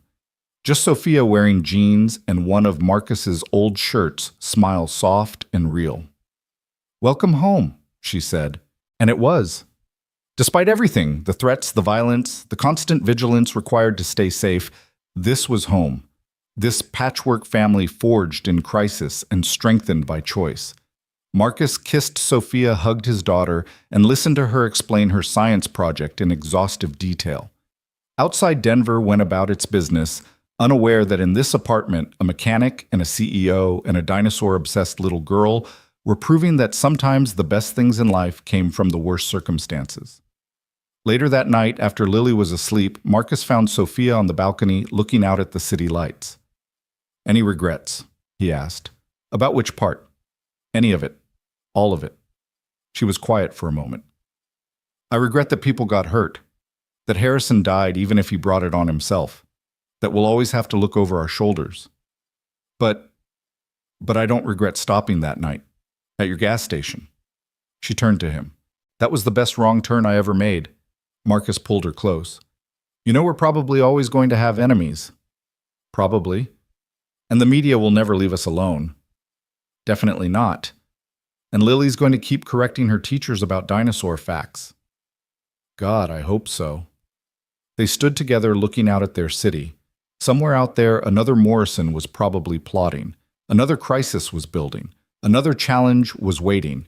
But tonight they were safe. They were together. They were home. And that was enough. The news would later call it the transformation of Apex Industries, the redemption of Sophia Chen, the rise of Marcus Torres. Business schools would teach case studies about crisis management and corporate restructuring. Social media would argue about whether their relationship was real or strategic. But for Marcus, it would always be simpler than that. He'd helped someone who needed it. She'd helped him back. Together, they'd built something worth protecting. The rest was just details. The medical examiner's report would list the cause of death as complications from a fall. But everyone who knew James Morrison understood the truth. He had jumped from his penthouse balcony rather than face trial. The news broke on a Tuesday morning just as Marcus was teaching a group of teenagers how to diagnose battery problems in electric vehicles. Mr. Torres. Luis appeared in the garage doorway, phone in hand, expression grave. You need to see this. Marcus read the headline twice before it sank in. He immediately called Sophia, who was in Seattle closing a deal with the city for a fleet conversion contract. I heard, she said without preamble. Rachel just called. This changes things. Does it? He's gone Marcus, the last real threat. But Marcus knew better. Men like Morrison didn't exist in vacuums. They had allies, protégés, people who owed them favors or feared their secrets would be exposed. Morrison's death wouldn't end anything, it would accelerate it. He was right. The first sign came 3 days later. A man in an expensive suit appeared at the retrofit center claiming to be from the city's licensing department. He spent 2 hours examining permits, taking photos, making notes. Everything was in order. Marcus had made sure of that, but the message was clear. They were being watched. The second sign was more direct. Lily's school called to say someone had tried to pick her up claiming to be a family friend. The description matched one of Morrison's former security team. The school had followed protocol, refusing to release her, but Marcus pulled her out early, anyway, his hands shaking as he buckled her into the car. Daddy, why do bad people keep bothering us? Lily asked, clutching her backpack. Because we have something they want, baby. What? Power, the kind that comes from doing the right thing. That night Marcus called a meeting, not in some corporate boardroom, but in the garage where it had all started, Tommy's place in 5 Points. The whole crew came: Tommy, Luis Maria, Diego, plus the mercenaries turned bodyguards led by a former Special Forces operator named Cole. Morrison's death created a power vacuum, Cole said, spreading photos across the workbench. These are the players trying to fill it. Marcus recognized some faces. City councilors, judges, business leaders who'd attended Morrison's parties and laughed at his jokes while taking his money. But one stood out. Victoria Ashford, Morrison's protégé and rumored lover, a woman who'd built her fortune in pharmaceutical patents through methods that skirted the edge of legal. She's the immediate threat, Cole continued. She's been buying up Apex stock through shells, trying to gain enough leverage for a hostile takeover. Let her try, Sophia said from the speakerphone. We have controlling interest. Not if she can prove malfeasance, Luis interjected, pulling up documents on his laptop. She's hired investigators to dig into the Morrison situation, looking for evidence that you two orchestrated his downfall illegally. We didn't, Sophia started. Doesn't matter what we did or didn't do, Marcus cut in. It matters what she can make people believe. The room fell silent. They all knew how this game worked now. Truth was negotiable in their world. What mattered was who controlled the narrative. So we control it first, Maria suggested.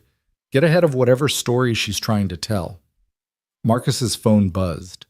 A text from an unknown number. Your daughter has a beautiful smile. It would be a shame if something changed that. The photo attached showed Lily at school that morning, taken from across the street with a telephoto lens. Marcus's vision went red. Tommy grabbed his arm before he could punch the wall. Easy, brother. Getting angry is what they want. They're threatening my kid. Then we handle it smart, Cole said.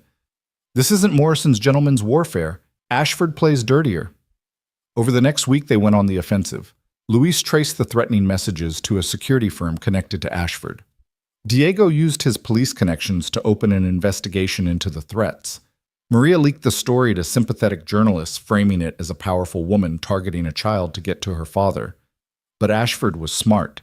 She responded with her own media campaign painting Sofia as a corrupt CEO who'd seduced a vulnerable single father to legitimize her power grab.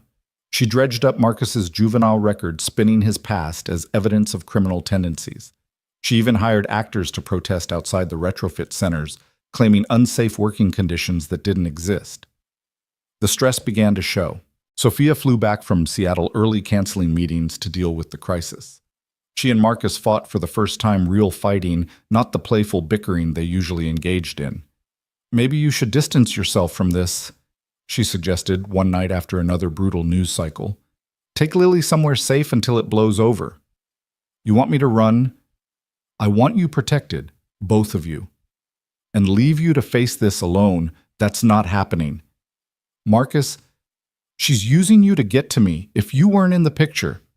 If I wasn't in the picture, you'd be dead in an alley somewhere, remember? The words came out harsher than intended. Sofia flinched and Marcus immediately regretted it. I'm sorry, I didn't mean… Yes, you did, and you're right. She sat down heavily, the weight of everything visible in her posture. I brought this into your life. Maybe I should be the one to leave. Don't. Marcus sat beside her, taking her hand. We're stronger together. That's what scares them. The breaking point came 2 weeks later. Lily's class was on a field trip to the Museum of Nature and Science when it happened. Marcus had volunteered as a chaperone, unable to shake the feeling that something was wrong. His instincts proved right.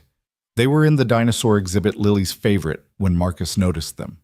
Two men who didn't belong moving through the crowd with purpose, eyes locked on his daughter. He recognized the walk, the surveillance patterns. Professional kidnappers. Marcus didn't hesitate. He scooped up Lily mid-sentence about pterodactyl wingspans and moved quickly toward the emergency exit.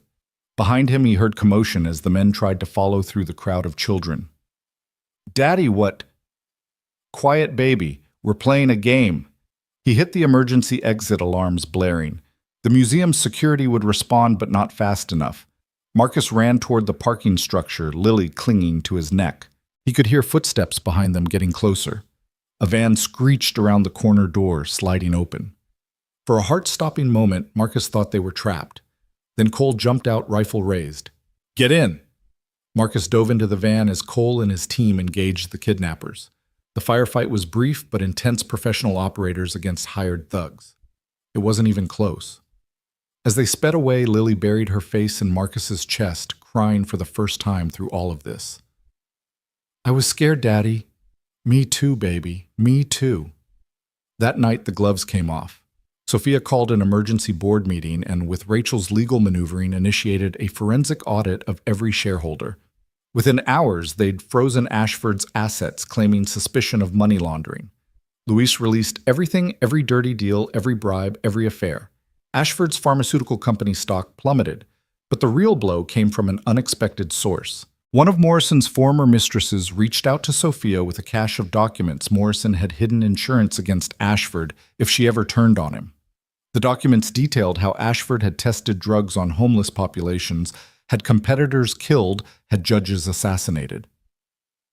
We can't use this, Rachel said when she saw the documents. It was obtained illegally. We don't have to use it legally, Sofia replied. Her transformation over the past year had been complete, from idealistic CEO to pragmatic warrior. We just have to make sure she knows we have it. The meeting with Ashford took place in a neutral location, a law firm downtown. Ashford came with a team of lawyers. Sofia came with Marcus and a single manila folder. Ms. Chen, Ashford said, voice like poisoned honey, ready to discuss terms of your surrender. Sofia slid the folder across the table. Ashford opened it, scanned the first page, and went pale. These are copies, Sophia said calmly. The originals are in multiple secure locations with instructions to release if anything happens to anyone I care about. This is blackmail. This is insurance. You're going to sell your Apex shares back to the company at a loss. You're going to leave Denver. You're going to forget we exist. And if I refuse, Marcus spoke for the first time, then your pharmaceutical empire gets exposed for what it really is. Every test subject who died, every competitor you eliminated, every official you bought it, all goes public. Ashford's lawyers were frantically whispering to her, probably explaining how bad this could get. She held up a hand, silencing them. You've learned to play the game, she told Sophia. Morrison would be proud. Morrison is dead, Sophia replied. And you're about to be irrelevant. Choose. Ashford stood slowly, adjusting her jacket. You've won this round, but Denver isn't the only city, and Apex isn't the only company. We'll meet again. No, Marcus said, standing as well. We won't, because if I see you again, if you come near my family again, I won't bother with folders and lawyers. The threat was implicit but clear. Ashford studied him, perhaps seeing something in his eyes that Morrison had missed the willingness to do whatever it took to protect what was his. She left without another word. The aftermath was swift. Ashford liquidated her Denver holdings and disappeared, reportedly relocating to Europe. Her allies scattered, not wanting to be associated with her fall. The investigations into Apex suddenly stopped. The protests ended. The negative media coverage evaporated. They'd won. Again. But the victory felt different this time. We're becoming them, Marcus said one night standing on their balcony, using their tactics, their methods. We're surviving, Sophia corrected. There's a difference. Is there... We just blackmailed someone into submission. Someone who tried to kidnap your daughter. I know, that's what scares me, that I don't feel bad about it. Sophia moved beside him, taking his hand. You're a good man, Marcus Torres. Nothing we've had to do changes that. How do you know? Because a bad man wouldn't be questioning himself right now. Below them, Denver went about its evening routines, oblivious to the war that had been fought in boardrooms and back alleys. The retrofit centers were thriving. The vocational program had expanded statewide. Apex's stock had recovered, and then some. From inside, they heard Lily calling out in her sleep. Not a nightmare, just one of her vivid dinosaur dreams. Marcus went to check on her, finding her sprawled across her bed, mumbling about velociraptors and pack hunting. He adjusted her blanket, kissed her forehead, and made a decision. The next morning, he resigned from his official position at Apex. I'll still run the retrofit centers, he told a shocked Sophia. But as an independent contractor, not an employee. I need distance. From the company. From what the company makes us do. Sophia nodded slowly, understanding. And from me. Never from you, but we need to separate our personal and professional lives. For Lily. For us. It was the right decision, even if it hurt. Marcus threw himself into the community work, the retrofit centers, the vocational training, the youth programs. He became the face of Apex's charitable efforts while staying removed from corporate warfare. Sophia continued to run the company, but with better boundaries. She hired a proper security team professionals who handled threats without involving Marcus. She fought her battles in boardrooms and courthouses, keeping the violence away from their home. They found balance, or something close to it. 6 months after Ashford's exile, Marcus was teaching a Saturday workshop for teenagers when one of them asked, Mr. Torres, is it true you saved Ms. Chen from killers? Marcus paused, wrench in hand. The kid was maybe 15, all gangly limbs and eager eyes, reminding Marcus of himself at that age. Where'd you hear that? Everyone knows. You're like a legend. The mechanic who became a hero. I'm not a hero. I just helped someone who needed it. But you got rich from it, right? Moved up. Marcus set down the wrench, choosing his words carefully. I got something better than money. I got a purpose. A chance to make things better for people like us. That's worth more than any paycheck. The kid looked skeptical but thoughtful. They went back to working on the engine, but Marcus could see him processing, thinking about possibilities beyond the streets. That evening, there was a celebration at the original retrofit center, their 1,000th successful conversion. The mayor came media too, everyone wanting photos with the success story. Marcus stood in the background, letting his team take the spotlight. Sophia found him there, slipping her hand into his. Hiding from your own party. It's not my party. It's theirs.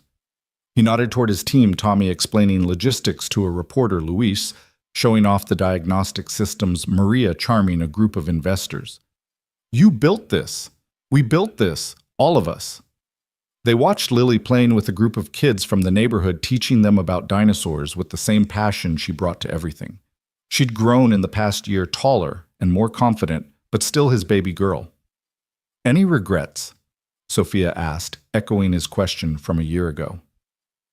Marcus thought about Morrison's suicide, Ashford's exile, the threats and violence that had become part of their lives. He thought about the compromises they'd made, the lines they'd crossed, the people they'd had to become to survive. Then he looked at what they'd built: jobs for hundreds, hope for a community that had been forgotten, a future for kids who'd had none. He looked at Sophia, brilliant and fierce, and his. He looked at Lily, safe and happy and growing up with endless possibilities. No, he said finally, no regrets. The news crews were packing up when Cole approached, tablet in hand. We have a problem. Marcus tensed, but Cole shook his head. Not that kind of problem. Someone leaked the Morrison files to WikiLeaks. Everything's going wide tomorrow. Sophia paled. That'll implicate us? No, Cole interrupted. That's the thing. Every reference to you two has been scrubbed professionally. Someone wanted the corruption exposed, but you protected. They exchanged glances. Who would do that? The answer came via an encrypted email that night. Consider this a professional courtesy. Not everyone who worked for Morrison agreed with his methods. Stay safe. A friend. Marcus would never learn who their benefactor was, but the leak changed everything. Federal investigations opened into dozens of officials. Denver's power structure reshifted completely. And Apex Industries, as the company that had stood against the corruption, saw its reputation soar. We really did win, Sophia said, reading the news coverage. This round, Marcus reminded her. There's always another fight coming. But that night, there wasn't. There was just them. Marcus, Sophia, and Lily eating pizza and watching movies, being a normal family. The guards were outside. The threats were handled. The future was uncertain but promising. As Lily fell asleep between them on the couch, her head on Marcus's shoulder and her feet in Sophia's lap, Marcus realized this was what victory actually looked like. Not the destruction of enemies or accumulation of power, but this quiet moments with the people you loved, knowing you'd earned the peace, however temporary it might be. I love you, he told Sophia over their daughter's sleeping form. I love you too, she replied. Whatever comes next. Whatever comes next, he agreed. Outside, Denver slept. Tomorrow would bring new challenges, new threats, new battles to fight. But tonight, in this moment, they were just a family who'd found each other through the strangest of circumstances and held on despite everything trying to tear them apart. It was enough, more than enough. It was everything.